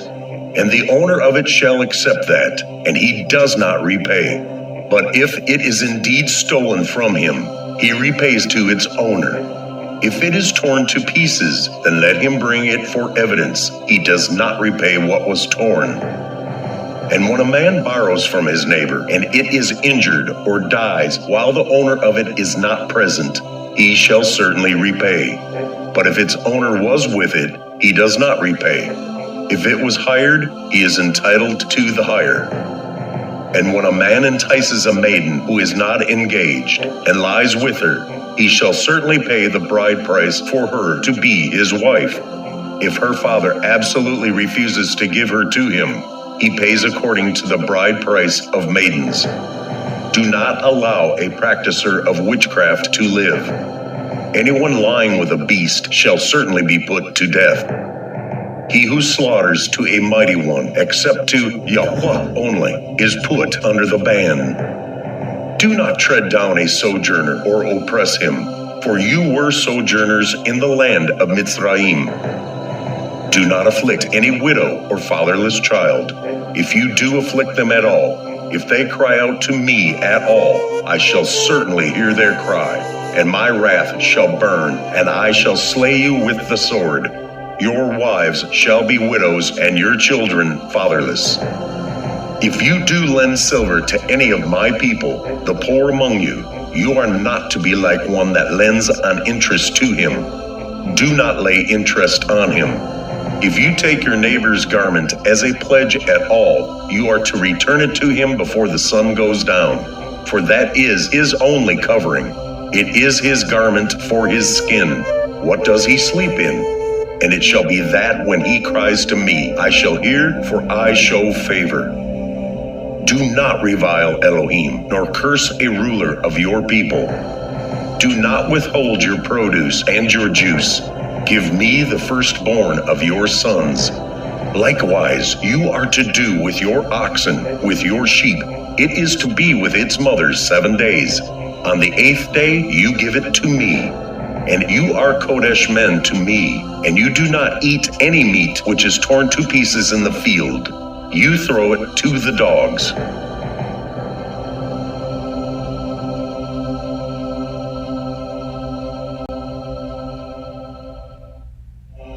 Shemoth, Exodus, chapter 23. Do not bring a false report.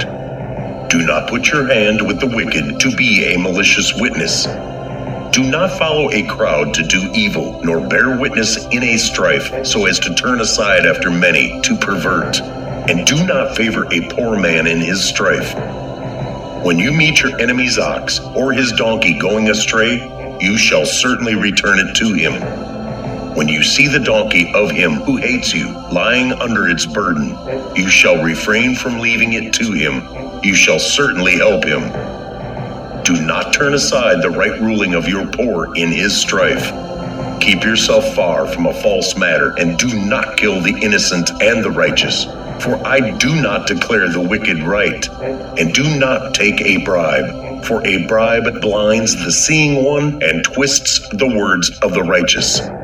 And do not oppress a sojourner, as you yourselves know the life of a sojourner, because you were sojourners in the land of Mitzrayim.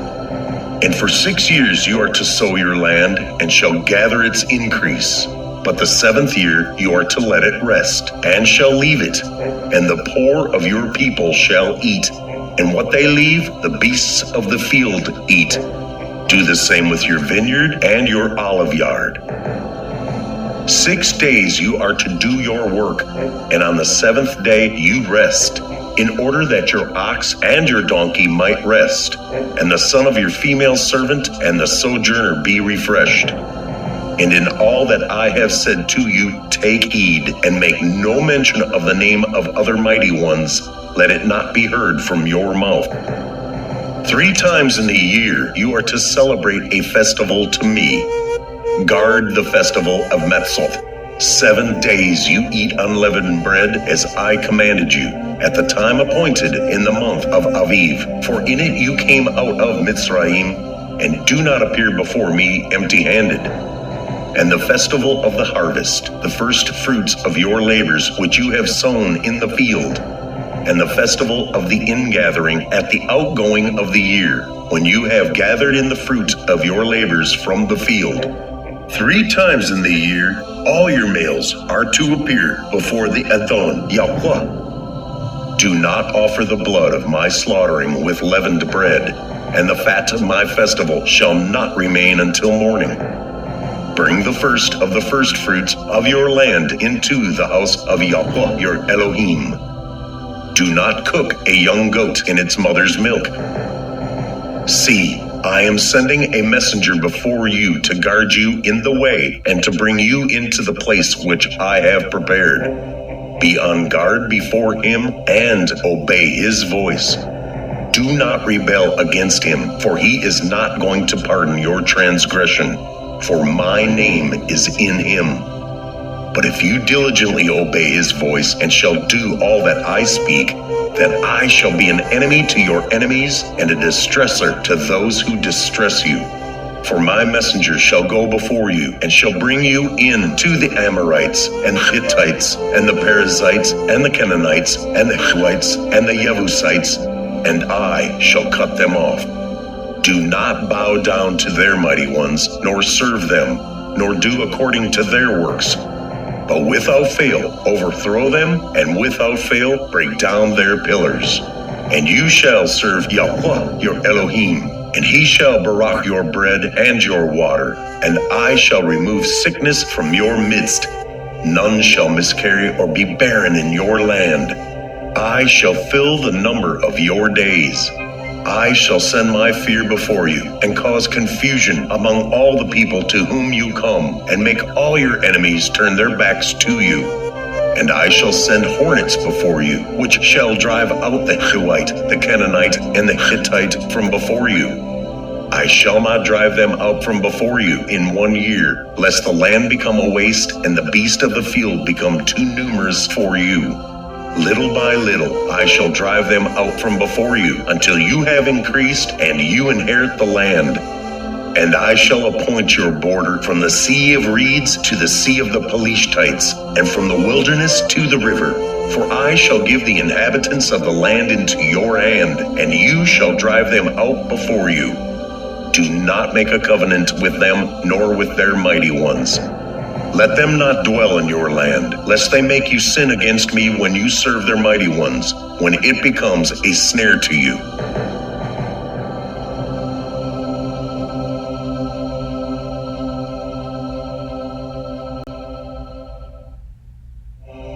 Shemoth, Exodus, chapter 24. And to Moshe he said, Come up to Yahuwah, you and Aharon, Nadav, and Avihu, and 70 of the elders of Israel, and you shall bow yourselves from a distance. But Moshe shall draw near to Yahuwah by himself, and let them not draw near, nor let the people go up with him. And Moshe came and related to the people all the words of Yahuwah, and all the right rulings. And all the people answered with one voice, and said, All the words which Yahuwah has spoken we shall do. And Moshe wrote down all the words of Yahuwah. and rose up early in the morning, and built an altar at the foot of the mountain, and 12 standing columns for the 12 tribes of Yisrael.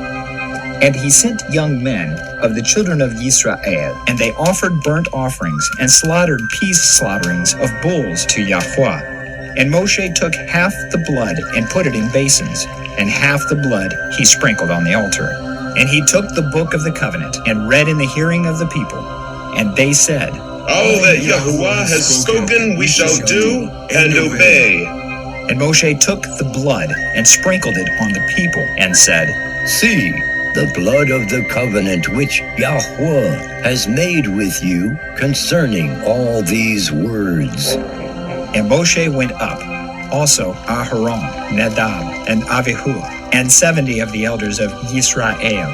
And they saw the Elohim of Yisrael, and under his feet like a paved work of sapphire stone, and like the Shamayim for brightness. Yet he did not stretch out his hand against the chiefs of the children of Yisrael. And they saw Elohim, and they ate and drank. And Yahuwah said to Moshe, Come up to me on the mountain, and be there, while I give you tablets of stone, and the Torah, and the command which I have written to teach them.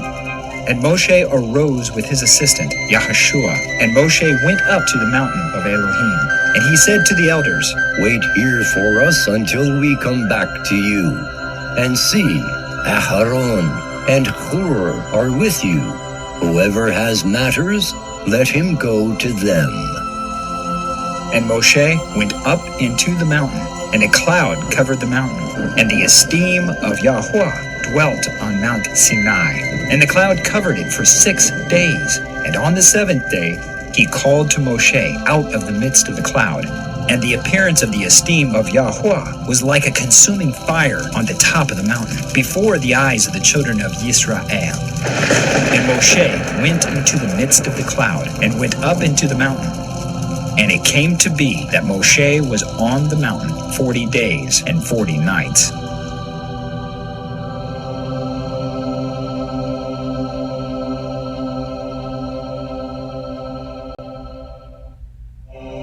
Shemoth, Exodus, chapter 25. And Yahuwah spoke to Moshe, saying, Speak to the children of Israel, that they take up a contribution for me. From everyone whose heart moves him, you shall take up my contribution. And this is the contribution which you take up from them: gold and silver and bronze, and blue and purple and scarlet, and fine linen and goat's hair, and ram skins dyed red, and fine leather, and acacia wood, oil for the light, spices for the anointing oil, and for the sweet incense, shoham stones, and stones to be put in the shoulder garment and in the breastplate. And they shall make me a mikdash, and I shall dwell in their midst. According to all that I show you, the pattern of the Mishkan and the pattern of all its furnishings, make it exactly so. And they shall make an ark of acacia wood, 2.5 amah long, 1.5 amah wide, and 1.5 amah high. And you shall overlay it with clean gold, inside and outside you shall overlay it. And you shall make on it a molding of gold all around. And you shall cast 4 rings of gold for it, and put them in its 4 corners, 2 rings on one side, and 2 rings on the other side. And you shall make poles of acacia wood, and overlay them with gold, and shall put the poles into the rings on the sides of the ark, to lift up the ark by them. The poles are in the rings of the ark, they are not taken from it. And into the ark you shall put the witness which I give you. And you shall make a lid of atonement of clean gold, 2.5 amah long, and 1.5 amah wide. And you shall make 2 cherubim of gold, make them of beaten work, at the 2 ends of the lid of atonement, and make 1 cherub at one end, and the other cherub at the other end. Make the cherubim from the lid of atonement at its 2 ends. And the cherubim shall be spreading out their wings above, covering the lid of atonement with their wings. with their faces toward each other, the faces of the cherubim toward the lid of atonement. And you shall put the lid of atonement on top of the ark, and put into the ark the witness which I give you. And I shall meet with you there, and from above the lid of atonement, from between the two cherubim which are on the ark of the witness, I shall speak to you all that which I command you concerning the children of Israel. And you shall make a table of acacia wood 2 amah long, 1 amah wide, and 1 amah and a half high. And you shall overlay it with clean gold, and shall make a molding of gold all around, and shall make for it a rim of a tafah all around, and shall make a gold molding for the rim all around. And you shall make for it 4 rings of gold, and put the rings on the 4 corners that are at its 4 legs. The rings are close to the rim as holders for the poles to lift the table. And you shall make the poles of acacia wood, and overlay them with gold, and the table shall be lifted with them.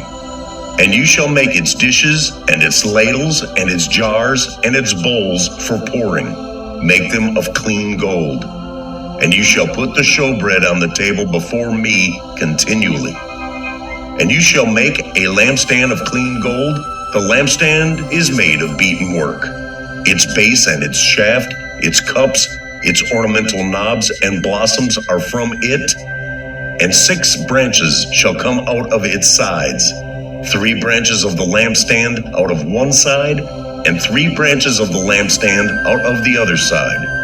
3 cups made like almond flowers on one branch with ornamental knob and blossom, and 3 cups made like almond flowers on the other branch with ornamental knob and blossom. So for the 6 branches coming out of the lampstand. And on the lampstand itself are 4 cups made like almond flowers with ornamental knob and blossom, and a knob under the first 2 branches of the same, and a knob under the second 2 branches of the same, and a knob under the third 2 branches of the same, according to the 6 branches coming out of the lampstand. Their knobs and their branches are of the same, all of it one beaten work of clean gold. And you shall make 7 lamps for it, and they shall mount its lamps so that they give light in front of it. And its snuffers and their trays are of clean gold. It is made of a kikar of clean gold with all these utensils. So see and do according to the pattern which was shown to you on the mountain.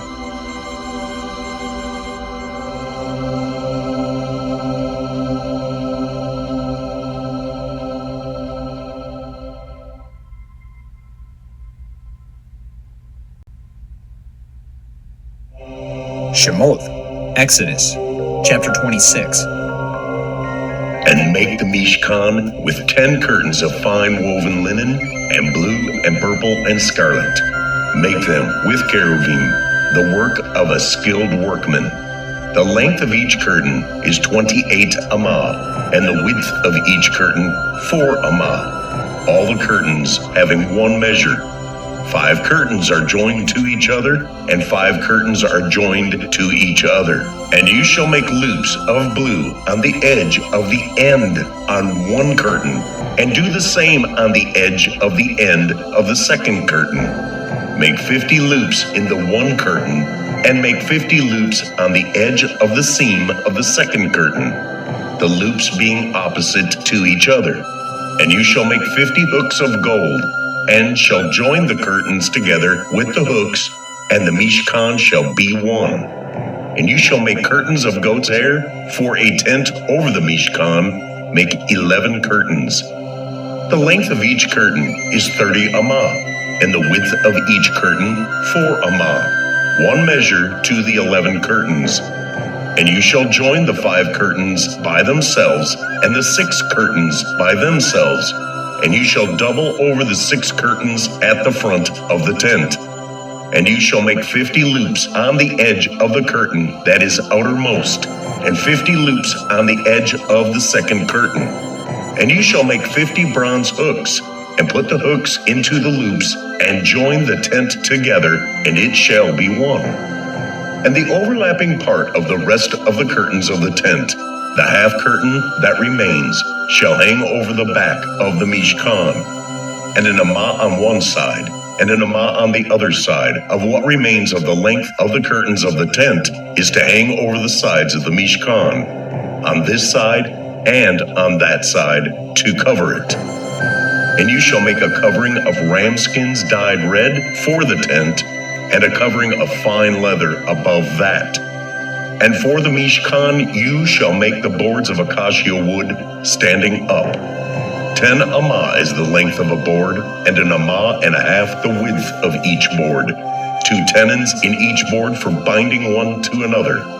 Do the same for all the boards of the Mishkan. And you shall make the boards for the Mishkan, 20 boards for the south side, and make 40 sockets of silver under the 20 boards. 2 sockets under each of the boards for its 2 tenons, and for the second side of the Mishkan, on the north side, 20 boards, and their 40 sockets of silver, 2 sockets under each of the boards. And for the rear parts of the Mishkan, westward, make 6 boards, and make 2 boards for the corners of the Mishkan in the rear. And they are double beneath, and similarly, they are complete to the top, to the one ring. So it is for both of them, they are for the 2 corners. And they shall be 8 boards, and their sockets of silver, 16 sockets, 2 sockets under the one board, and 2 sockets under the other board. And you shall make bars of acacia wood, 5 for the boards on one side of the Mishkan, and 5 bars for the boards on the other side of the Mishkan, and 5 bars for the boards of the side of the Mishkan, for the rear parts westward, with the middle bar in the midst of the boards going through from end to end. And overlay the boards with gold, and make their rings of gold as holders for the bars, and overlay the bars with gold. And you shall raise up the Mishkan according to its pattern, which you were shown on the mountain. And you shall make a veil of blue and purple and scarlet and fine woven linen, the work of a skilled workman made with cherubim. And you shall put it on the 4 columns of acacia wood overlaid with gold, their hooks of gold, upon 4 sockets of silver. And you shall hang the veil from the hooks, and shall bring the ark of the witness there, behind the veil. And the veil shall make a separation for you between the Kodesh and the most Kodesh place. And you shall put the lid of atonement upon the ark of the witness in the most Kodesh place. And you shall put the table outside the veil, and the lampstand opposite the table on the side of the Mishkan toward the south, and put the table on the north side. And you shall make a covering for the door of the tent of blue and purple and scarlet and fine woven linen, made by a weaver. And you shall make for the covering 5 columns of acacia wood, and overlay them with gold, their hooks of gold, and you shall cast 5 sockets of bronze for them.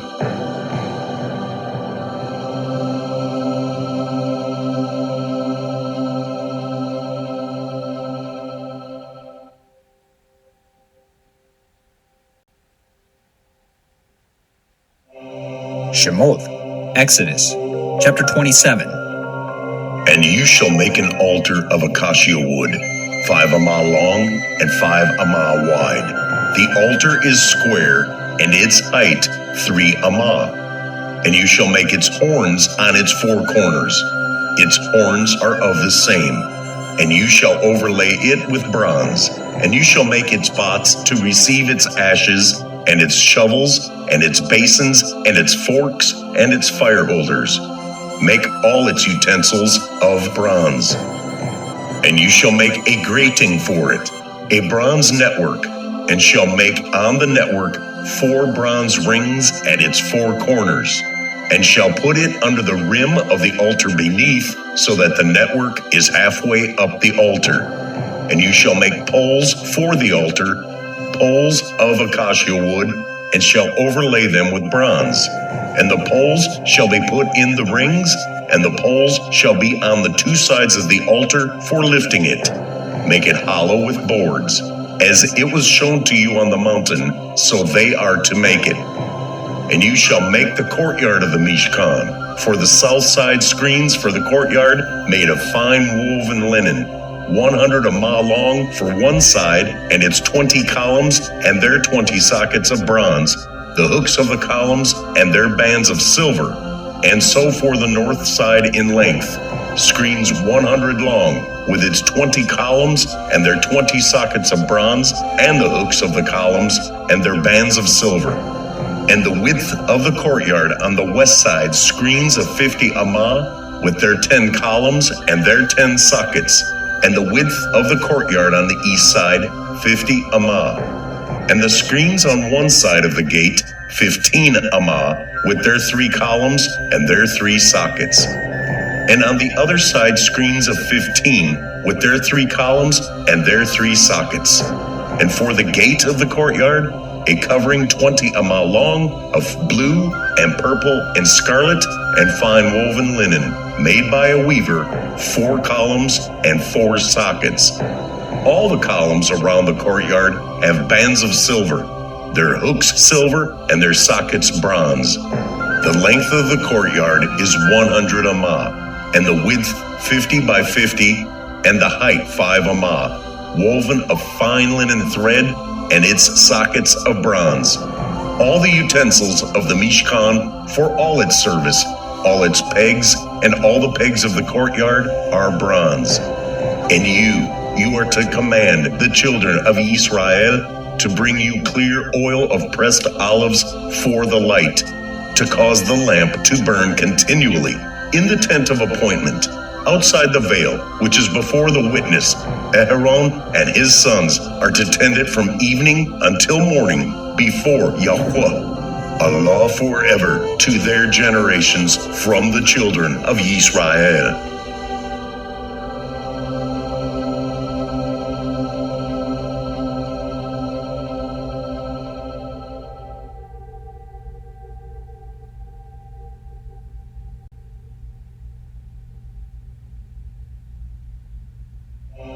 Shemoth, Exodus, chapter 28.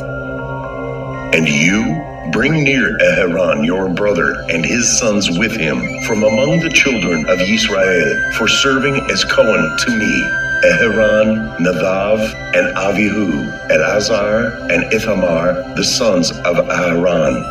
And you shall make Kodesh garments for Aaron your brother for esteem and for comeliness. And you speak to all the wise of heart, whom I have filled with a spirit of wisdom, and they shall make the garments of Aaron to kadosh him, for him to serve as Cohen to me. And these are the garments which they make: a breastplate, a shoulder garment, a robe, an embroidered long shirt, a turban, and a girdle. And they shall make Kodesh garments for Aaron your brother and his sons, for him to serve as Kohen to me. And they shall take the gold, and the blue, and the purple, and the scarlet, and the fine linen, and shall make the shoulder garment of gold, of blue, and purple, and scarlet, and fine woven linen, the work of a skilled workman. It is to have 2 shoulder pieces joined at its 2 edges, and so it is joined together. And the embroidered band of the shoulder garment, which is on it, is of the same workmanship, made of gold, of blue, and purple, and scarlet, and fine woven linen. And you shall take 2 shaham stones, and engrave on them the names of the sons of Israel, 6 of their names on one stone, and the remaining 6 names on the other stone, according to their birth, with the work of an engraver in stone, like the engravings of a signet. Engrave the 2 stones with the names of the sons of Israel. Put them in mountings of gold, and you shall put the 2 stones on the shoulder pieces of the shoulder garment as stones of remembrance for the sons of Israel. And Aaron shall bear their names before Yahuwah on his 2 shoulders for a remembrance. And you shall make mountings of gold, and 2 chains of clean gold like braided cords, and fasten the braided chains to the mountings. And you shall make a breastplate of right ruling, a work of a skilled workman, like the work of the shoulder garment. Make it of gold, of blue, and purple, and scarlet, and fine woven linen. It is square, doubled, a zereth its length, and a zereth its width. And you shall put mountings of stones in it, 4 rows of stones. The first row is a ruby, a topaz, and an emerald. And the second row is a turquoise, a sapphire, and a diamond. And the third row is a jacinth, an agate, and an amethyst. And the fourth row is a beryl, and a shaham, and a jasper. They are put in gold mountings. And the stones are according to the names of the sons of Israel, 12 according to their names, like the engravings of a signet, each one with its own name, for the 12 tribes. And you shall make braided chains of corded work for the breastplate at the end of clean gold. And you shall make 2 rings of gold for the breastplate, and shall put the 2 rings on the 2 ends of the breastplate. And you shall put the 2 cords of gold in the 2 rings which are on the ends of the breastplate, and the other 2 ends of the 2 cords you fasten to the 2 mountings, and put them on the shoulder pieces of the shoulder garment in the front. And you shall make 2 rings of gold, and shall put them on the 2 ends of the breastplate on the edge of it, which is on the inner side of the shoulder garment. And you shall make 2 rings of gold, and put them on the 2 shoulder pieces, underneath the shoulder garment, on the front of it, close to the seam, above the embroidered band of the shoulder garment. And they bind the breastplate by means of its rings to the rings of the shoulder garment, using a blue cord, so that it is above the embroidered band of the shoulder garment, so that the breastplate does not come loose from the shoulder garment. And Aaron shall bear the names of the sons of Israel on the breastplate of right ruling over his heart when he goes into the Kodesh place for a remembrance before Yahuwah continually. And into the breastplate of right ruling you shall put the Urim and the Tumim, and they shall be on the heart of Aaron when he goes in before Yahuwah. And Aaron shall bear the right ruling of the children of Israel on his heart before Yahuwah continually. And you shall make the robe of the shoulder garment all of blue, and the opening for his head shall be in the middle of it, a woven binding all around its opening, like the opening in scaled armor, so that it does not tear. And on its hem you shall make pomegranates of blue and purple and scarlet all around its hem, and bells of gold between them all around, a golden bell and a pomegranate, a golden bell and a pomegranate, on the hem of the robe all around. And it shall be upon Aaron to attend in, and its sound shall be heard when he goes into the Kodesh place before Yahuwah, and when he comes out, so that he does not die. And you shall make a plate of clean gold, and engrave on it, like the engraving of a signet, Kodeshah to Yahuwah. And you shall put it on a blue cord, and it shall be on the turban. It is to be on the front of the turban, and it shall be on the forehead of Aaron. And Aaron shall bear the guilt of the Kodesh gifts, which the children of Israel kadosh in all their Kodesh gifts. And it shall always be on his forehead for acceptance for them before Yahuwah. And you shall weave the long shirt of fine linen, and shall make the turban of fine linen. And you shall make the girdle of woven work, and make long shirts for Aaron's sons. And you shall make girdles for them, and you shall make turbans for them, for esteem and comeliness. And you shall put them on Aaron your brother, and on his sons with him, and shall anoint them, and shall ordain them, and shall kadosh them, and they shall serve as Kohanim to me. And make linen trousers for them, to cover their nakedness, reaching from the waist to the thighs. And they shall be on Aaron and on his sons when they come into the tent of appointment, or when they come near the altar to attend in the Kodesh place, so that they do not bear wickedness and die. A law forever to him and to his seed after him.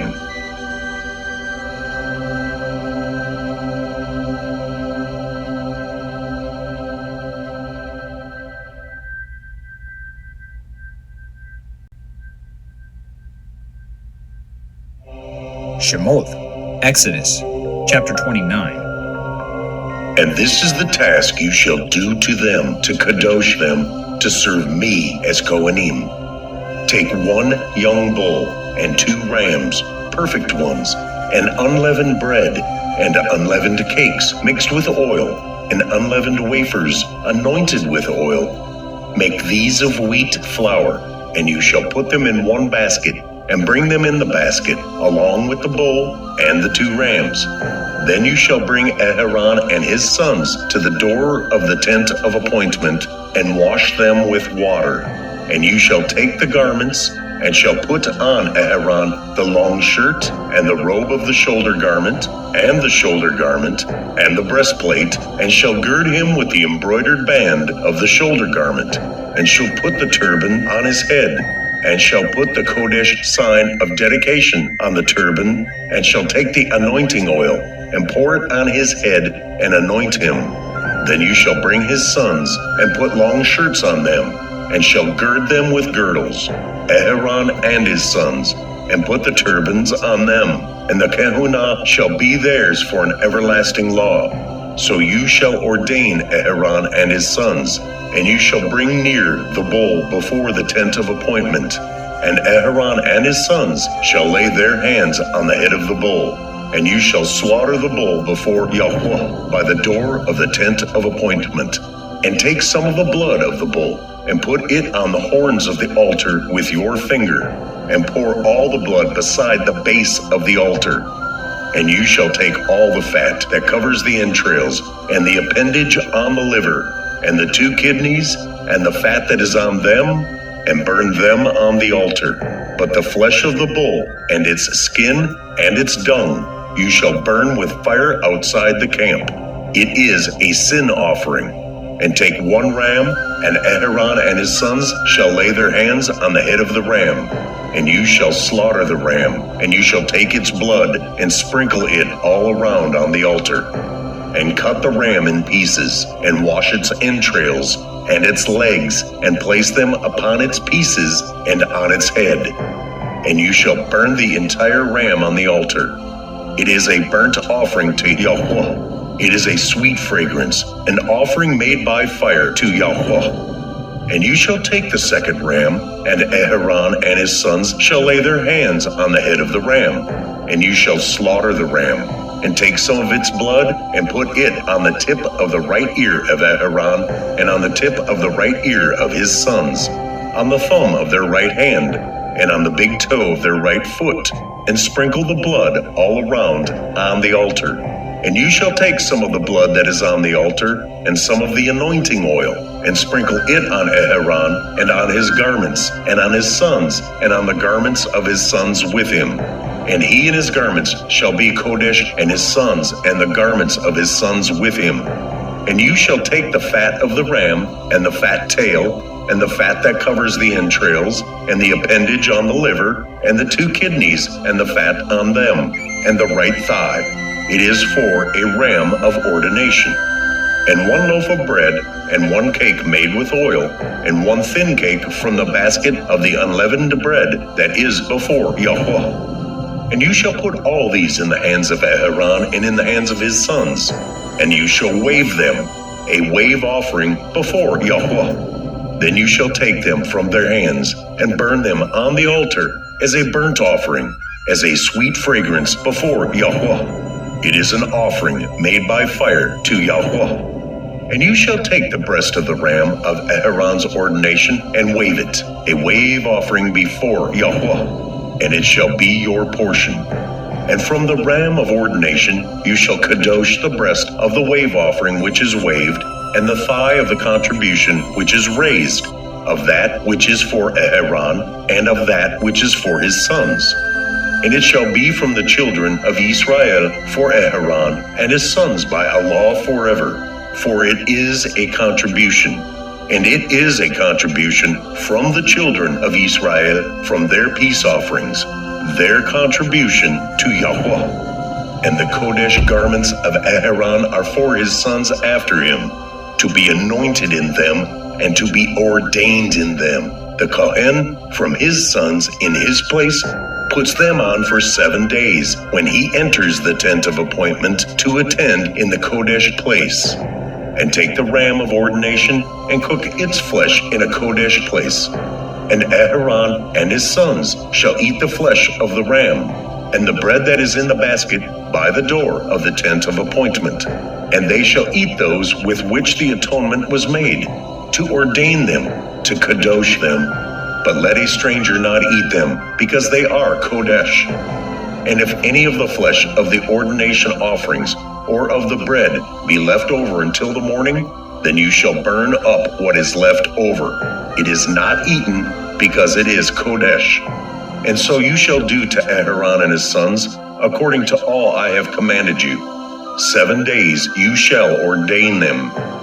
And prepare a bull each day as a sin offering for atonement. And you shall cleanse the altar when you make atonement for it, and you shall anoint it to kadosh it. For 7 days you shall make atonement for the altar, and to kadosh it. And the altar shall be most kodesh. Whatever touches the altar is to be kodesh. And this is what you prepare on the altar: 2 lambs, a year old, daily, continually. Prepare the 1 lamb in the morning, and the other lamb you prepare between the evenings. And 1/10 of an ephah of flour mixed with 1/4 of a hin of pressed oil, and 1/4 of a hin of wine as a drink offering with the 1 lamb. And prepare the other lamb between the evenings, and with it prepare the grain offering and the drink offering, as in the morning, for a sweet fragrance, an offering made by fire to Yahuwah, a continual burnt offering for your generations at the door of the tent of appointment before Yahuwah, where I shall meet with you to speak with you. And there I shall meet with the children of Israel, and it shall be made Kodesh by my esteem. And I shall kadosh the tent of appointment and the altar. And Aaron and his sons I kadosh to serve as Kohanim to me. And I shall dwell in the midst of the children of Israel, and shall be their Elohim. And they shall know that I am Yahuwah their Elohim, who brought them up out of the land of Mitzrayim, to dwell in their midst. I am Yahuwah their Elohim.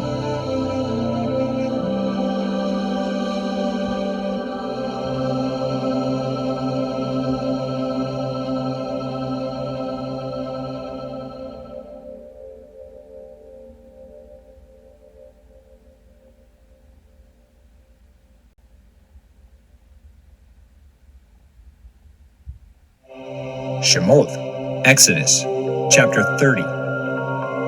And you shall make an altar to burn incense on. Make it of acacia wood, an amah long and an amah wide. It is a square, and 2 amah high, its horns of the same. And you shall overlay its top and its sides all around, and its horns with clean gold. And you shall make for it a molding of gold all around, and make 2 gold rings for it under the molding on both its sides. Make them on its 2 sides, and they shall be holders for the poles to lift it with. And you shall make the poles of acacia wood, and overlay them with gold. And you shall put it before the veil that is before the ark of the witness, before the lid of atonement that is over the witness, where I am to meet with you. And Aaron shall burn on it sweet incense, morning by morning.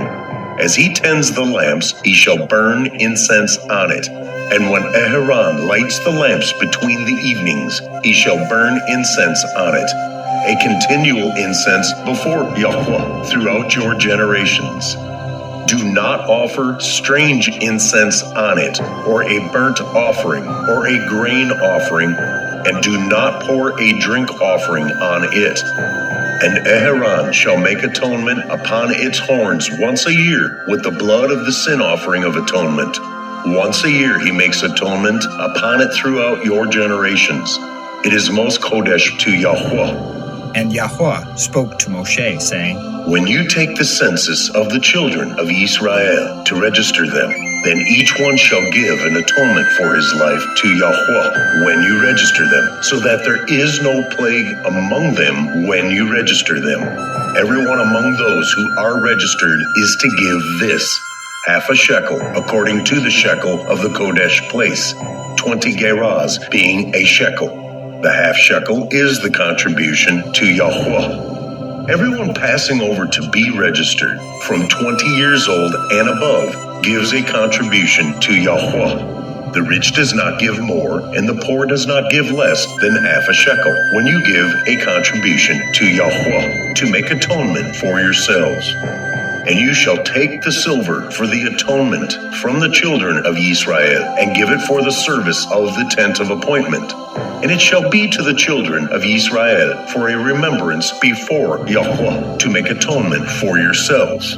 And Yahuwah spoke to Moshe, saying, And you shall make a basin of bronze with its stand, also of bronze for washing.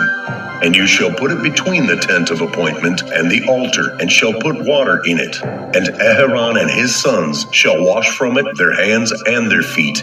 When they go into the tent of appointment, or when they come near the altar to attend, to burn an offering made by fire to Yahuwah, they wash with water, lest they die. And they shall wash their hands and their feet, lest they die. And it shall be a law forever to them, to him and his seed throughout their generations. And Yahuwah spoke to Moshe, saying, And take for yourself choice spices, 500 of liquid myrrh, and half as much, 250 of sweet-smelling cinnamon, and 250 of sweet-smelling cane, and 500 of cassia, according to the shekel of the Kodesh place, and a hin of olive oil. And you shall make from these a Kodesh anointing oil, a compound, blended, the work of a perfumer. It is a Kodesh anointing oil. And with it you shall anoint the tent of appointment, and the ark of the witness, and the table, and all its utensils, and the lampstand, and its utensils, and the altar of incense, and the altar of burnt offering, with all its utensils, and the basin and its stand. And you shall kadosh them, and they shall be most Kodesh. Whatever touches them is to be Kodesh.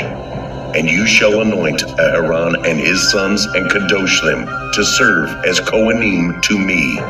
And speak to the children of Israel, saying, This is a Kodesh anointing oil to me throughout your generations. It shall not be poured on the flesh of a man, and make no other like it, according to its composition.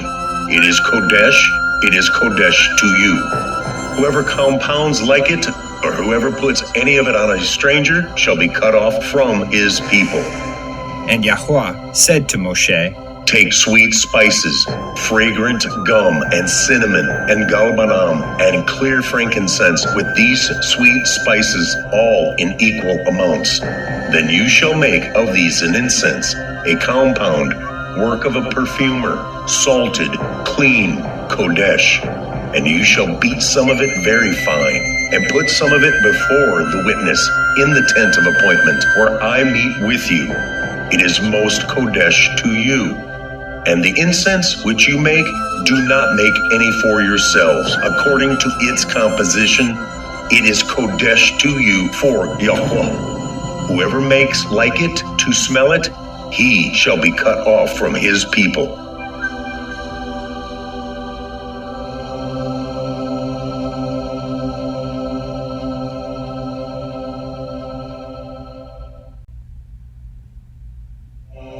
Shemoth, Exodus, chapter 31. And Yahuwah spoke to Moshe, saying, See, I have called by name Bezalel, son of Uri, son of Hur, of the tribe of Yehudah. And I have filled him with the Ruach of Elohim in wisdom and in understanding, and in knowledge, and in all work, to make designs for work in gold, and in silver, and in bronze, and in cutting stones for mounting, and in carving wood, and to work in all work. And I have appointed with him Oholiab, son of Achisamach, of the tribe of Dan. And I have put wisdom in the hearts of everyone who is wise-hearted, and they shall make all that I have commanded you.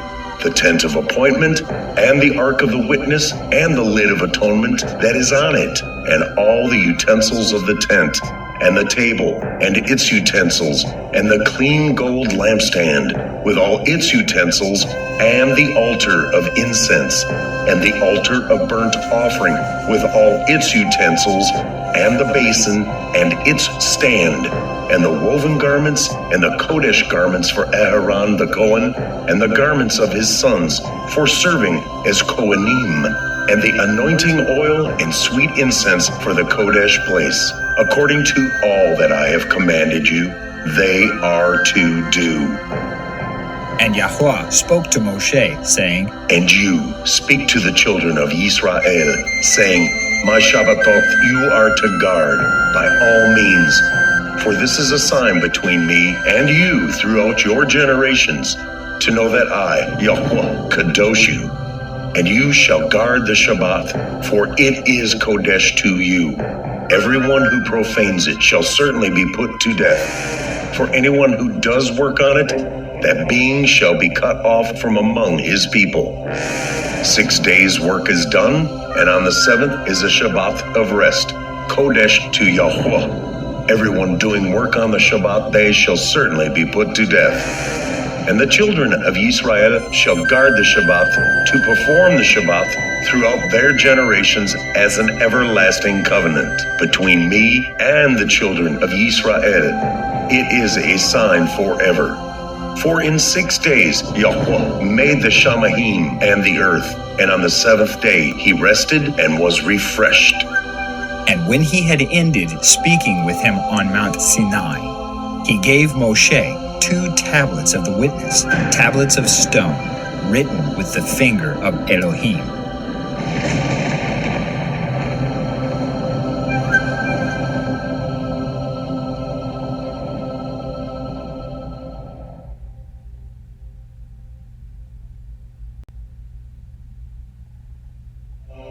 Shemot, Exodus, chapter 32.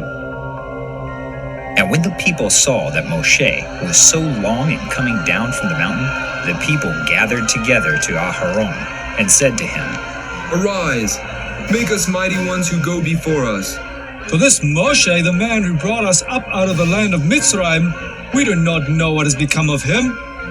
And Aharon said to them, Take off the golden earrings which are in the ears of your wives, your sons and your daughters, and bring them to me. And all the people took off their golden earrings which were in their ears, and brought them to Aharon. And he took from their hand, and he formed it with an engraving tool, and made a molded calf. And they said, This is your mighty one, O Yisrael, that brought you out of the land of Mitzrayim. And Aharon saw, and built an altar before it. And Aharon called out, and said, Tomorrow is a festival to Yahuwah. And they rose early on the next day, and offered burnt offerings, and brought peace offerings. And the people sat down to eat and drink, and rose up to play. And Yahuwah said to Moshe, Go, get down, for your people whom you have brought out of the land of Mitzrayim have corrupted themselves. They have turned aside quickly out of the way which I commanded them.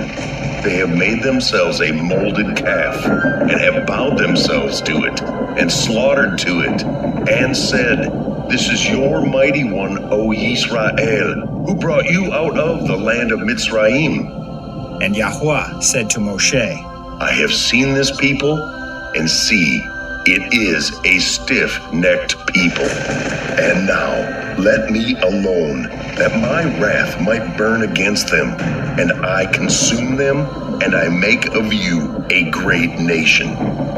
But Moshe pleaded with Yahuwah, his Elohim, and said, Yahuwah, why does your wrath burn against your people, whom you have brought out of the land of Mitzrayim with great power and with a strong hand? Why should the Mitzrites speak and say, For evil he brought them out, to kill them in the mountains, and to consume them from the face of the earth?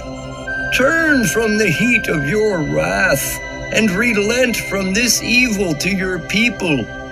Remember Avraham, Yitzchak, and Israel, your servants, to whom you swore by yourself, and said to them, I increase your seed like the stars of the Shamayim, and all this land that I have spoken of I give to your seed, and they shall inherit it forever. And Yahuwah relented from the evil which he said he would do to his people. And Moshe turned and went down from the mountain, and in his hand were the 2 tablets of the witness, tablets written on both their sides, written on the one and on the other. And the tablets were the work of Elohim, and the writing was the writing of Elohim engraved on the tablets. And Yahushua heard the noise of the people as they shouted, and he said to Moshe, A noise of battle in the camp. But he said, It is not the sound of those who shout of might, nor is it the sound of those who cry out in weakness, but the sound of singing that I hear. And it came to be, as soon as he came near the camp, that he saw the calf and the dancing. And Moshe's displeasure burned, and he threw the tablets out of his hands and broke them at the foot of the mountain. And he took the calf which they had made and burned it in the fire, and ground it into powder, and scattered it on the face of the water, and made the children of Yisrael drink it. And Moshe said to Aharon, What did this people do to you that you have brought so great a sin upon them? And Aharon said, Do not let the displeasure of my master burn. You know the people, for evil is in them. And they said to me, Make us mighty ones who go before us. For this Moshe, the man who brought us out of the land of Mitzrayim, we do not know what has become of him. And I said to them, Whoever has gold, let them take it off. And they gave it to me, and I threw it into the fire. And this calf came out. And Moshe saw that the people were let loose, for Aharon had let them loose, to their shame among their enemies. And Moshe stood in the entrance of the camp and said, Who is for Yahuwah? To me! And all the sons of Levi gathered themselves to him. And he said to them, Thus said Yahuwah, Elohim of Yisrael, each one put his sword on his side, pass over to and fro, from gate to gate in the camp, and each one slay his brother, and each one his friend, and each one his relative. And the sons of Levi did according to the word of Moshe. And about 3,000 men of the people fell that day. And Moshe said, You are ordained for Yahuwah today, since each one has been against his son and his brother, so as to bring upon you a beracha today. And it came to be on the next day that Moshe said to the people, You have sinned a great sin, and now I am going up to Yahuwah, if I might atone for your sin. And Moshe returned to Yahuwah and said, Oh, these people have sinned a great sin, and have made for themselves a mighty one of gold. And now, if you would lift their sin, but if not, please blot me out of your book which you have written. And Yahuwah said to Moshe, Whoever has sinned against me, I blot him out of my book. And now, go, lead the people to the place of which I have spoken to you. See, my messenger goes before you, and in the day of my visitation, I shall visit their sin upon them. And Yahuwah plagued the people because they made the calf which Aharon made.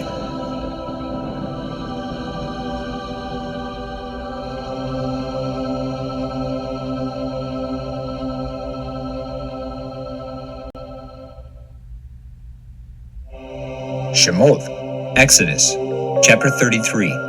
And Yahuwah said to Moshe, Come, go up from here, you and the people whom you have brought out of the land of Mitzrayim, to the land of which I swore to Abraham, to Yitzhak, and to Yaakov, saying, To your seed I give it. And I shall send my messenger before you, and I shall drive out the Canaanite, and the Amorite, and the Hittite, and the Perizzite, and the Hivite, and the Jebusite, to a land flowing with milk and honey. For I do not go up in your midst, because you are a stiff-necked people, lest I consume you on the way. And when the people heard this evil word, they mourned, and no one put on his ornaments. And Yahuwah said to Moshe, Say to the children of Israel, you are a stiff-necked people. Should I go up in your midst for one moment, I shall consume you. And now, take off your ornaments, and I shall know what to do to you. So the children of Israel took off their ornaments at Mount Horeb. And Moshe took his tent and pitched it outside the camp, far from the camp, and called it the tent of appointment. And it came to be that everyone who sought Yahuwah went out to the tent of appointment, which was outside the camp.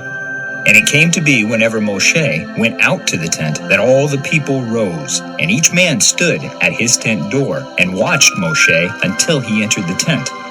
And it came to be when Moshe entered the tent that the column of cloud descended and stood at the door of the tent, and he spoke with Moshe. And all the people saw the column of cloud standing at the tent door, and all the people rose and bowed themselves, each one at the door of his tent.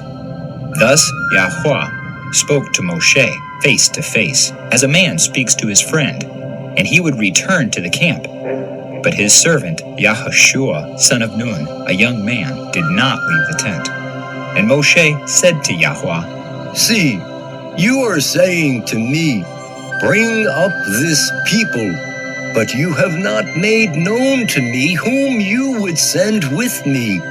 Though you have said, I know you by name, and you have also found favor in my eyes. And now, please, if I have found favor in your eyes, please show me your way, and let me know you, so that I find favor in your eyes. And consider that this nation is your people. And he said, My presence goes, and I shall give you rest. And he said to him, If your presence is not going, do not lead us up from here. For how then shall it be known that I have found favor in your eyes, I and your people, except you go with us?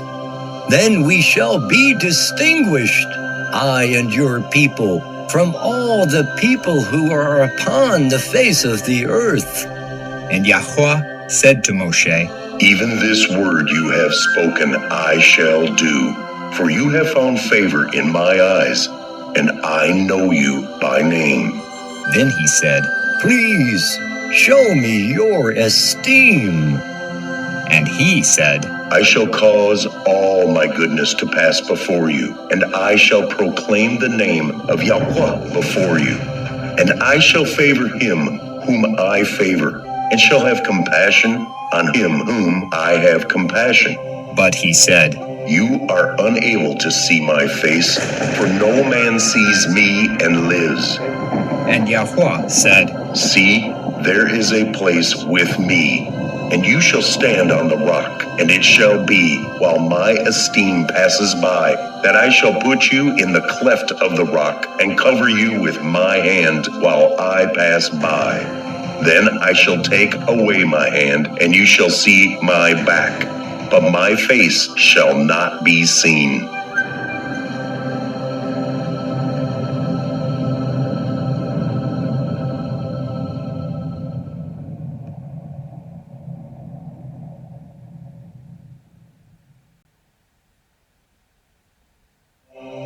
Shemoth, Exodus, chapter 34. And Yahuwah said to Moshe, Cut 2 tablets of stone like the first ones, and I shall write on these tablets the words that were on the first tablets which you broke, and be ready in the morning. Then you shall come up in the morning to Mount Sinai, and present yourself to me there on top of the mountain. And let no man come up with you, and let no man be seen in all the mountain, and let not even the flock or the herd feed in front of that mountain. And he cut 2 tablets of stone like the first ones. Then Moshe rose early in the morning and went up Mount Sinai, as Yahuwah had commanded him.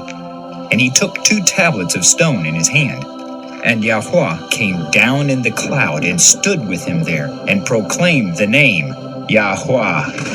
And Yahuwah passed before him and proclaimed, Yahuwah, Yahuwah, an El compassionate and showing favor, patient and great in kindness and truth, watching over kindness for thousands, forgiving wickedness and transgression and sin, but by no means leaving unpunished, visiting the wickedness of the fathers upon the children and the children's children to the 3rd and the 4th generation.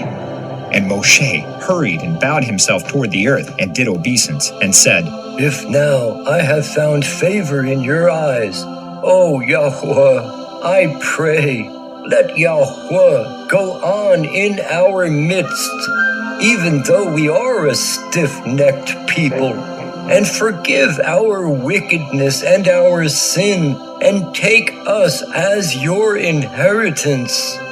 And he said, See, I am making a covenant before all your people. I am going to do wonders such as have not been done in all the earth nor in any nation. And all the people among whom you are shall see the work of Yahuwah. For what I am doing with you is awesome. Guard what I command you today. See, I am driving out from before you the Amorite, and the Canaanite, and the Hittite, and the Perizzite, and the Hivite, and the Jebusite. Guard yourself, lest you make a covenant with the inhabitants of the land where you are going, lest it be a snare in your midst. But break down their altars, and destroy their pillars, and cut down their asherim.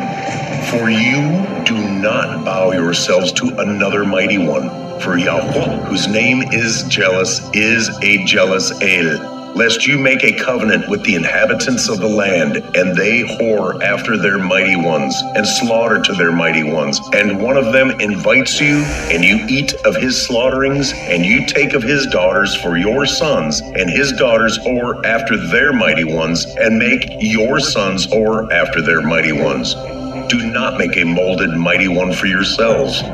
Guard the festival of Matzot. For 7 days you eat unleavened bread as I commanded you in the appointed time of the month of Aviv, because in the month of Aviv you came out from Mitzrayim.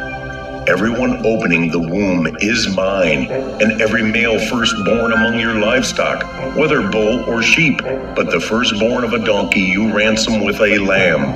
And if you do not ransom, then you shall break his neck. Every firstborn of your sons you shall ransom, and they shall not appear before me empty-handed. 6 days you work, but on the 7th day you rest. In plowing time and in harvest you rest. And perform the festival of Shavuot for yourself, of the first fruits of wheat harvest, and the festival of ingathering at the turn of the year. 3 times in the year, all your men are to appear before the Adon, Yahuwah, the Elohim of Israel. For I dispossess nations before you, and shall enlarge your borders, and let no one covet your land when you go up to appear before Yahuwah, your Elohim, 3 times in the year.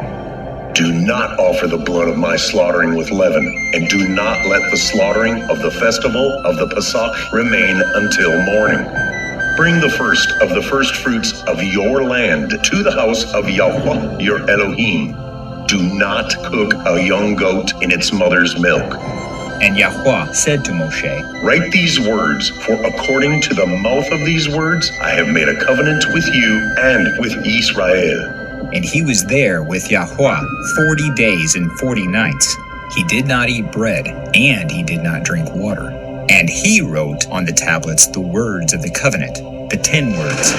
And it came to be, when Moshe came down from Mount Sinai, while the 2 tablets of the witness were in Moshe's hand, when he came down from the mountain, that Moshe did not know that the skin of his face shone, since he had spoken with him.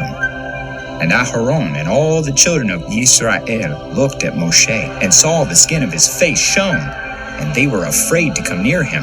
But Moshe called out to them, and Aharon and all the rulers of the congregation returned to him. And Moshe spoke to them, and afterward all the children of Israel came near. And he commanded them all that Yahuwah had spoken with him on Mount Sinai. And when Moshe ended speaking with them, he put a veil on his face. But whenever Moshe went in before Yahuwah to speak with him, he would remove the veil until he came out. And when he came out, he spoke to the children of Israel what he had been commanded. And the children of Israel would see the face of Moshe, that the skin of Moshe's face shone. And Moshe would put the veil on his face again until he went in to speak with him.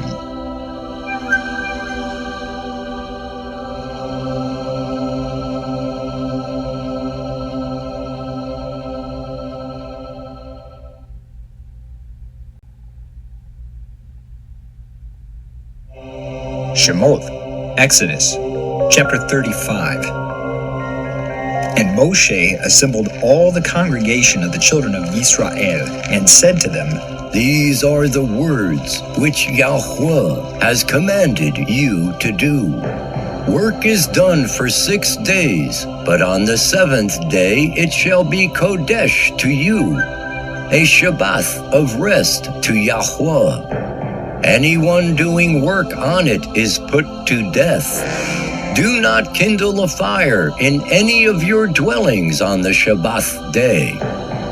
And Moshe spoke to all the congregation of the children of Israel, saying, This is the word which Yahuwah commanded, saying, Take from among you a contribution to Yahuwah. Everyone whose heart so moves him, let him bring it as a contribution to Yahuwah, gold and silver and bronze and blue and purple and scarlet and fine linen and goat's hair and ram skins dyed red and fine leather and acacia wood and oil for the light and spices for the anointing oil and for the sweet incense and shoem stones, and stones to be put in the shoulder garment and in the breastplate.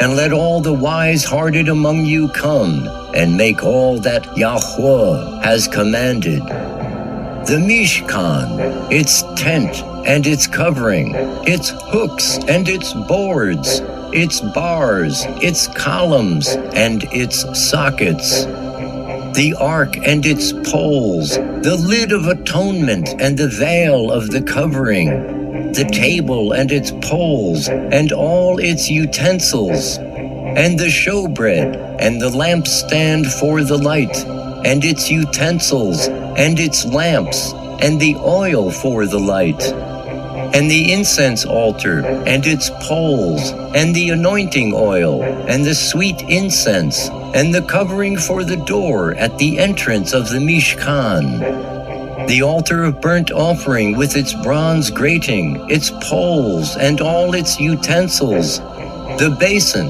and its stand, the screens of the courtyard, its columns and their sockets, and the covering for the gate of the courtyard, the pegs of the Mishkan, and the pegs of the courtyard and their cords, the woven garments to do service in the Kodesh place, the Kodesh garments for Aharon the Kohen, and the garments of his sons to serve as Kohanim. And all the congregation of the children of Israel withdrew from the presence of Moshe. And everyone whose heart lifted him up, and everyone whose spirit moved him, came. And they brought the contribution to Yahuwah for the work of the tent of appointment, and for all its service, and for the Kodesh garments. And they came, both men and women, all whose hearts moved them, and brought earrings and nose rings, and rings and necklaces, all golden goods, even everyone who made a wave offering of gold to Yahuwah. And every man with whom was found blue and purple and scarlet and fine linen and goat's hair and ram skins dyed red and fine leather brought them. Everyone who would make a contribution to Yahuwah of silver or bronze brought it. And everyone with whom was found acacia wood for any work of the service brought it. And all the wise-hearted women spun yarn with their hands, and brought what they had spun, the blue and the purple, the scarlet and the fine linen. And all the women whose hearts lifted them up in wisdom spun the goat's hair. And the rulers brought shoham stones, and the stones to be put in the shoulder garment and in the breastplate, and the spices, and the oil for the light, and for the anointing oil, and for the sweet incense. The children of Yisrael brought a voluntary offering to Yahuwah, all the men and women whose hearts moved them to make all kinds of work which Yahuwah, by the hand of Moshe, had commanded to be done.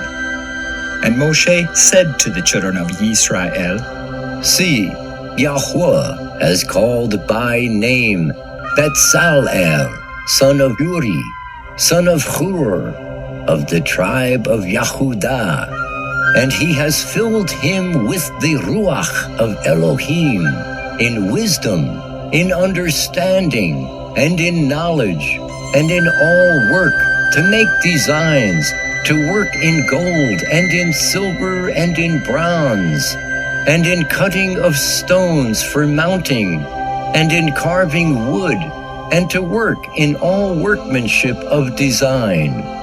And he has put in his heart the ability to teach, in him and Oholiav, son of Achisamach, of the tribe of Dan. He has filled them with skill to do all work of the engraver, and the designer and embroiderer, in blue and in purple, in scarlet and in fine linen, and a weaver doing any work, and makers of designs.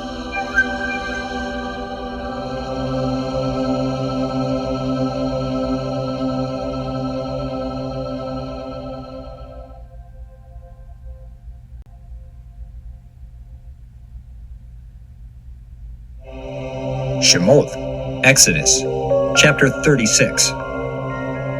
And Betzalel, and Oholiav, and every wise-hearted man in whom Yahuwah has given wisdom and understanding, to know how to do all work for the service of the Kodesh place, shall do according to all that Yahuwah has commanded. And Moshe called Betzalel and Oholiav, and every wise-hearted man in whose heart Yahuwah had given wisdom, everyone whose heart lifted him up to come and do the work. And they received from Moshe all the contribution which the children of Yisrael had brought for the work of the service of making the Kodesh place. But they still brought to him voluntary offerings every morning. So all the craftsmen who were doing all the work of the Kodesh place came, each from the work he was doing. And they spoke to Moshe, saying, The people bring much more than enough for the service of the work which Yahuwah commanded us to do.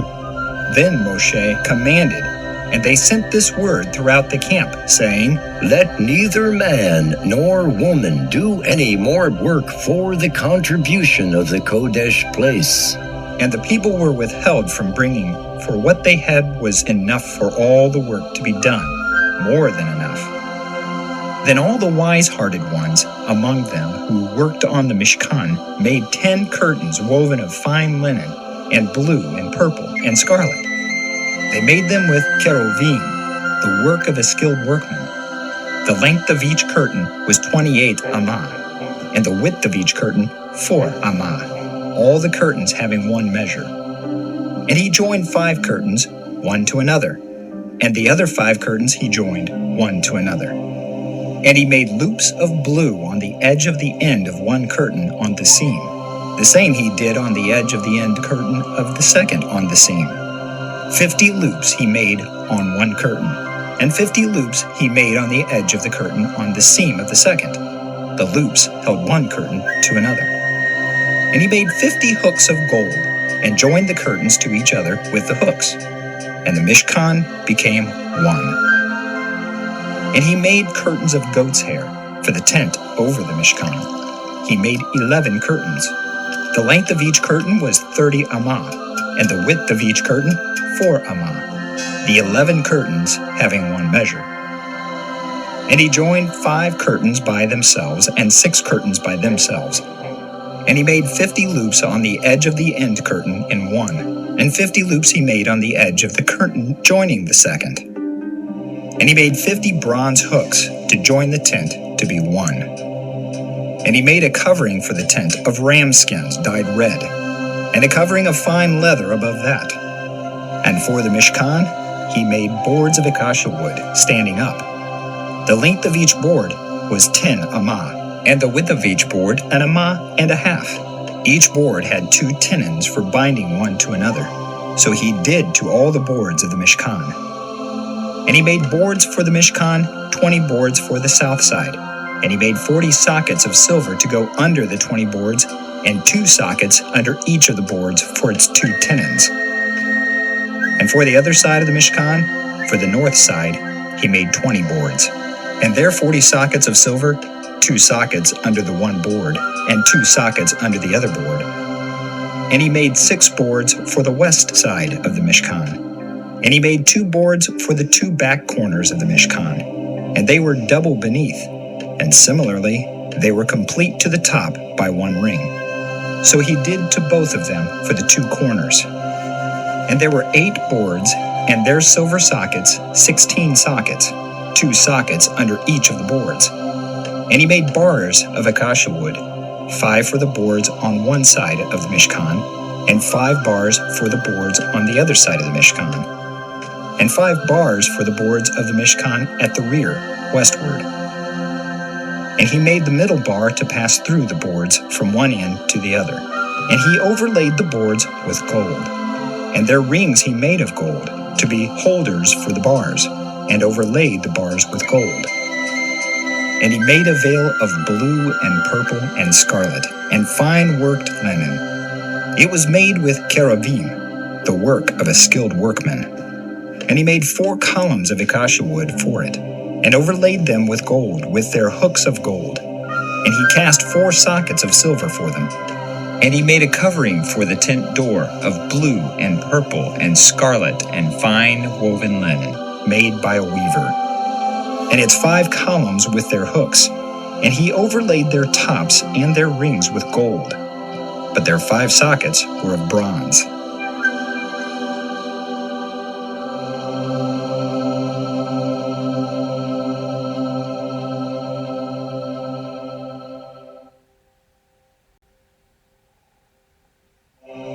Shemoth, Exodus, chapter 37. And Bezalel made the ark of acacia wood, 2.5 amah long, and 1.5 amah wide, and 1.5 amah high. And he overlaid it with clean gold, inside and outside, and made a molding of gold all around it. And he cast 4 rings of gold for its 4 feet, 2 rings on its one side and 2 rings on its other side. And he made poles of acacia wood, and overlaid them with gold. And he put the poles into the rings at the sides of the ark to lift the ark. And he made a lid of atonement of clean gold, 2.5 amah long, and 1.5 amah wide. And he made 2 cherubim of beaten gold. He made them from the 2 ends of the lid of atonement, 1 cherub at one end on this side, and the other cherub at the other end on that side. He made the cherubim from the lid of atonement, from the 2 ends. And the cherubim spread out their wings above, and covered the lid of atonement with their wings. With their faces toward each other, the faces of the cherubim were toward the lid of atonement. And he made the table of acacia wood, 2 amah long, and 1 amah wide, and 1.5 amah high. And he overlaid it with clean gold, and made a molding of gold all around it. And he made a rim, a tofach, all around, and made a molding of gold for the rim all around it. And he cast 4 rings of gold for it, and put the rings on the 4 corners that were at its 4 legs. The rings were next to the rim, as holders for the poles to lift the table. And he made the poles of acacia wood to lift the table, and overlaid them with gold. And he made the utensils which were on the table, its dishes, and its cups, and its bowls, and its jars for pouring, of clean gold. And he made the lampstand of clean gold. He made the lampstand of beaten work, its base, and its shaft, its cups, its ornamental knobs, and its blossoms were from it. And 6 branches came out of its sides, 3 branches of the lampstand out of one side, and 3 branches of the lampstand out of the other side. There were 3 cups like almond flowers on one branch, with ornamental knob and blossom, and 3 cups like almond flowers on the other branch, a knob and a blossom. So for the 6 branches coming out of the lampstand. And on the lampstand were 4 cups like almond flowers, its knobs and blossoms, and a knob under the first 2 branches of the same, and a knob under the second 2 branches of the same, and a knob under the third 2 branches of the same, for the 6 branches coming out of it. Their knobs and their branches were of it. All of it was one beaten work of clean gold. And he made its 7 lamps, and its snuffers, and its trays of clean gold. He made it of a kikar of clean gold, and all its utensils. And he made the incense altar of acacia wood, an amah long, and an amah wide, square, and 2 amah high. Its horns were of it. And he overlaid it with clean gold, its top and its sides all around, and its horns. And he made a molding for it of gold all around it. And he made 2 rings of gold for it under its molding at its 2 corners on both sides, as holders for the poles with which to lift it. And he made the poles of acacia wood, and overlaid them with gold. And he made the Kodesh anointing oil, and the clean incense of sweet spices, according to the work of the perfumer.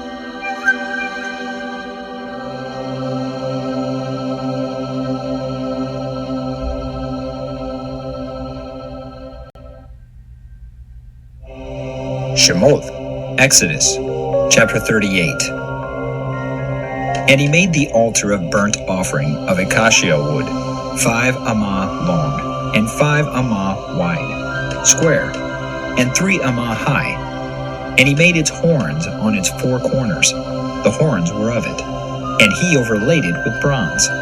And he made all the utensils for the altar, the pots, and the shovels, and the basins, and the forks, and the fire holders. He made all its utensils of bronze. And he made a grating for the altar, a bronze network, under its rim, midway from the bottom. And he cast 4 rings for the 4 corners of the bronze grating, as holders for the poles. And he made the poles of acacia wood, and overlaid them with bronze. And he put the poles into the rings on the sides of the altar, with which to lift it. He made the altar hollow with boards. And he made the basin of bronze, and its stand of bronze, from the bronze mirrors of the serving women who did service at the door of the tent of appointment. And he made the courtyard for the south side. The screens of the courtyard were of fine woven linen, 100 amah long. Their 20 columns and their 20 sockets of bronze. The hooks of the columns and their bands were of silver. And for the north side the screens were 100 amah long, their 20 columns and their 20 sockets of bronze. The hooks of the columns and their bands were of silver. And for the west side there were screens of 50 amah, their 10 columns and their 10 sockets. The hooks of the columns and their bands were of silver. And for the east side eastward, 50 amah. 15 amah of screens on the one side, with their 3 columns and their 3 sockets, and 15 amah of screens the other side of the courtyard gate, on this side and that side, with their 3 columns and their 3 sockets. All the screens of the courtyard all around were of fine woven linen. And the sockets for the columns were of bronze. The hooks of the columns and their bands were of silver, and the overlay of their tops was of silver. And all the columns of the courtyard had bands of silver. And the covering for the gate of the courtyard was the work of an embroiderer, of blue and purple and scarlet, and of fine woven linen, and 20 amah long. And the height along its width was 5 amah, corresponding to the screens of the courtyard. And the columns were 4, and their sockets of bronze, 4. Their hooks were of silver. and the overlay of their tops and their bands was of silver. And all the pegs of the Mishkan and of the courtyard all around were of bronze. These were the appointments of the Mishkan. The Mishkan of the witness, which was appointed by the command of Moshe for the service of the Levites, by the hand of Ithamar, son of Aharon the Kohen, and Betzalel, son of Uri, son of Hur, of the tribe of Yehudah, made all that Yahuwah had commanded Moshe, and with him Aholiab, son of Ahizamach, of the tribe of Dan, an engraver and designer, an embroiderer in blue and purple and scarlet, and in fine linen. All the gold prepared for the work in all the work of the Kodesh place, and it was the gold of the wave offering, came to be 29 kikars and 730 shekels, according to the shekel of the Kodesh place.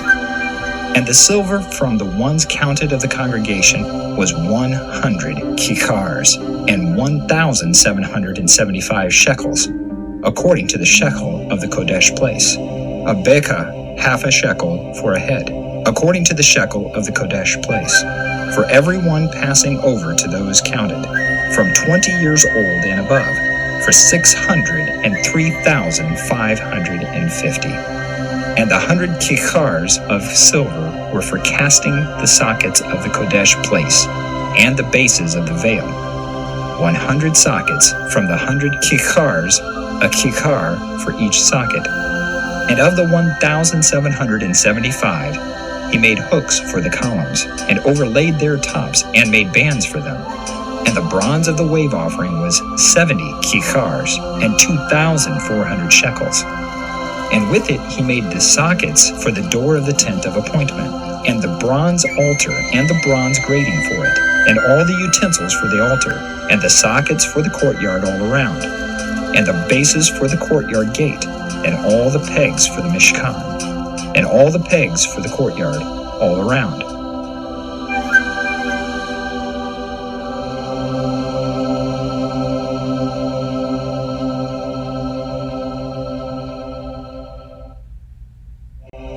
Shemoth, Exodus, chapter 39.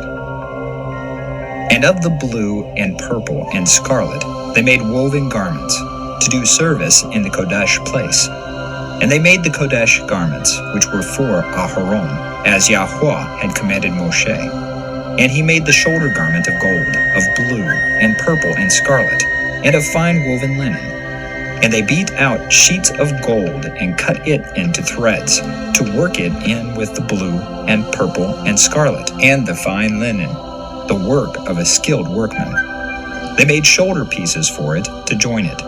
It was joined at its two edges. And the embroidered band of his shoulder garment that was on it was of the same work of gold, and blue, and purple, and scarlet, and of fine woven linen, as Yahuwah had commanded Moshe. And they made the shoham stones, placed in plated work of gold, engraved as signets are engraved, according to the names of the sons of Yisrael. And he put them on the shoulders of the shoulder garment, stones of remembrance for the sons of Yisrael, as Yahuwah had commanded Moshe. And he made the breastplate, a work of a skilled workman, like the work of the shoulder garment, of gold, of blue, and purple, and scarlet, and of fine woven linen. It was square. They made the breastplate double, its length a zereth, and its width a zereth, doubled. And they filled it with 4 rows of stones. A row of ruby, a topaz, and an emerald was the first row. And the second row, a turquoise, a sapphire, and a diamond. And the third row, a jacinth, an agate, and an amethyst. And the fourth row, a beryl, a shoham, and a jasper, placed in plated work of gold in their mountings. And the stones were according to the names of the sons of Yisrael, 12 according to their names, engraved like a signet, each one with its own name according to the 12 tribes. And they made braided chains of corded work for the breastplate at the ends, of clean gold. And they made 2 mountings of gold, and 2 gold rings, and put the 2 rings on the 2 ends of the breastplate. And they put the 2 cords of gold in the 2 rings on the ends of the breastplate. And the 2 ends of the 2 cords they fastened in the 2 mountings, and put them on the shoulder pieces of the shoulder garment in the front. And they made 2 rings of gold, and put them on the 2 ends of the breastplate, on the edge of it, which was on the inward side of the shoulder garment. And they made 2 gold rings, and put them on the 2 shoulder pieces, underneath the shoulder garment, on the front of it, close to its seam above the embroidered band of the shoulder garment. And they bound the breastplate by means of its rings to the rings of the shoulder garment with a blue cord, so that it would be above the embroidered band of the shoulder garment, and that the breastplate would not come loose from the shoulder garment, as Yahuwah had commanded Moshe. And he made the robe of the shoulder garment of woven work, all of blue, and the opening of the robe was in the middle, like the opening in scaled armor, with the woven binding all around the opening, so that it would not tear. And they made on the hem of the robe pomegranates of blue and purple and scarlet twined.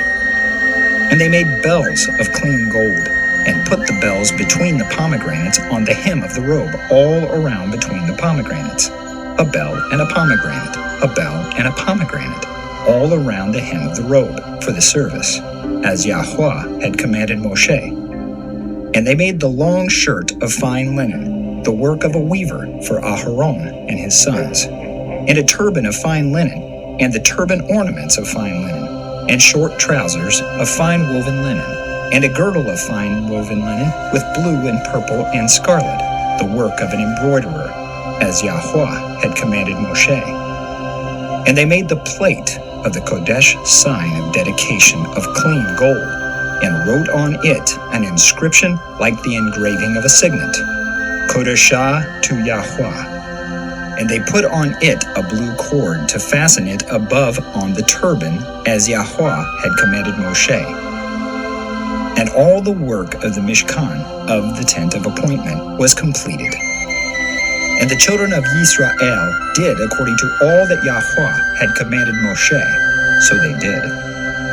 And they brought the Mishkan to Moshe, the tent and all its furnishings, its hooks, its boards, its bars, and its columns, and its sockets, and the covering of ram skins dyed red, and the covering of fine leather, and the veil of the covering, the ark of the witness with its poles, and the lid of atonement, the table and all its utensils, and the showbread, the clean lampstand with its lamps, the lamps to be put in order, and all its utensils, and the oil for light, and the altar of gold, and the anointing oil, and the sweet incense, and the covering for the tent door, the bronze altar and its bronze grating, its poles and all its utensils, the basin with its stand, the screens of the courtyard, its columns and its sockets, the covering for the courtyard gate, its cords and its pegs, and all the utensils for the service of the Mishkan, for the tent of appointment, the woven garments to do service in the Kodesh place,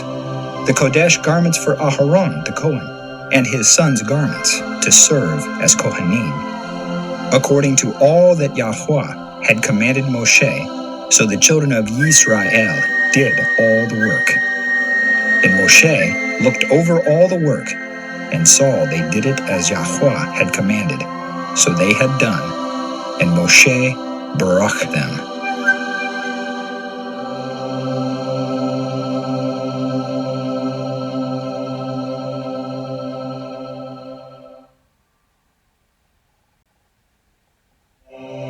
Shemot, Exodus, chapter 40. And Yahuwah spoke to Moshe, saying, On the first day of the first month, you are to raise up the Mishkan of the tent of appointment, and shall put in it the ark of the witness, and screen the ark with the veil. And you shall bring in the table, and arrange what belongs on it, and bring in the lampstand, and light its lamps. And you shall put the altar of gold for the incense before the ark of the witness, and put up the covering of the door to the Mishkan. And you shall put the altar of the burnt offering before the door of the Mishkan of the tent of appointment, and shall put the basin between the tent of appointment and the altar, and shall put water therein. And you shall put up the courtyard all around, and shall place the covering of the courtyard gate, and shall take the anointing oil, and anoint the Mishkan and all that is in it, and shall kadosh it and all its utensils, and it shall be Kodesh. And you shall anoint the altar of the burnt offering and all its utensils, and kadosh the altar, and the altar shall be most Kodesh. And you shall anoint the basin and its stand, and kadosh it. And you shall bring Aaron and his sons to the door of the tent of appointment, and wash them with water. And you shall put the Kodesh garments on Aaron, and anoint him, and kadosh him to serve as Cohen to me. And you shall bring his sons, and put long shirts on them, and shall anoint them, as you anointed their father, and they shall serve as Kohanim to me. And their anointing shall be for them an everlasting kahuna throughout their generations. And Moshe did according to all that Yahuwah had commanded him, so he did. And it came to be in the first month of the 2nd year, on the first day of the month, that the Mishkan was raised up. And Moshe raised up the Mishkan, and placed its sockets, and put up its boards, and put in its bars, and raised up its columns, and spread the tent over the Mishkan, and put the covering of the tent on top of it, as Yahuwah had commanded Moshe. And he took the witness, and put it into the ark. And he put the poles through the rings of the ark, and put the lid of atonement on top of the ark, and brought the ark into the Mishkan, and placed the veil of the covering to screen off the ark of the witness, as Yahuwah had commanded Moshe. And he put the table in the tent of appointment, on the north side of the Mishkan, outside the veil, and put the bread in order upon it before Yahuwah, as Yahuwah had commanded Moshe. And he put the lampstand in the tent of appointment opposite the table on the south side of the Mishkan, and lit the lamps before Yahuwah, as Yahuwah had commanded Moshe. And he put the gold altar in the tent of appointment in front of the veil, and burned sweet incense on it, as Yahuwah had commanded Moshe. And he put up the covering to the door of the Mishkan. And he put the altar of burnt offering before the door of the Mishkan of the tent of appointment, and offered upon it the burnt offering and the grain offering, as Yahuwah had commanded Moshe. And he put the basin between the tent of appointment and the altar, and put water therein for washing. And Moshe and Aharon and his sons washed their hands and their feet with water from it, as they went into the tent of appointment.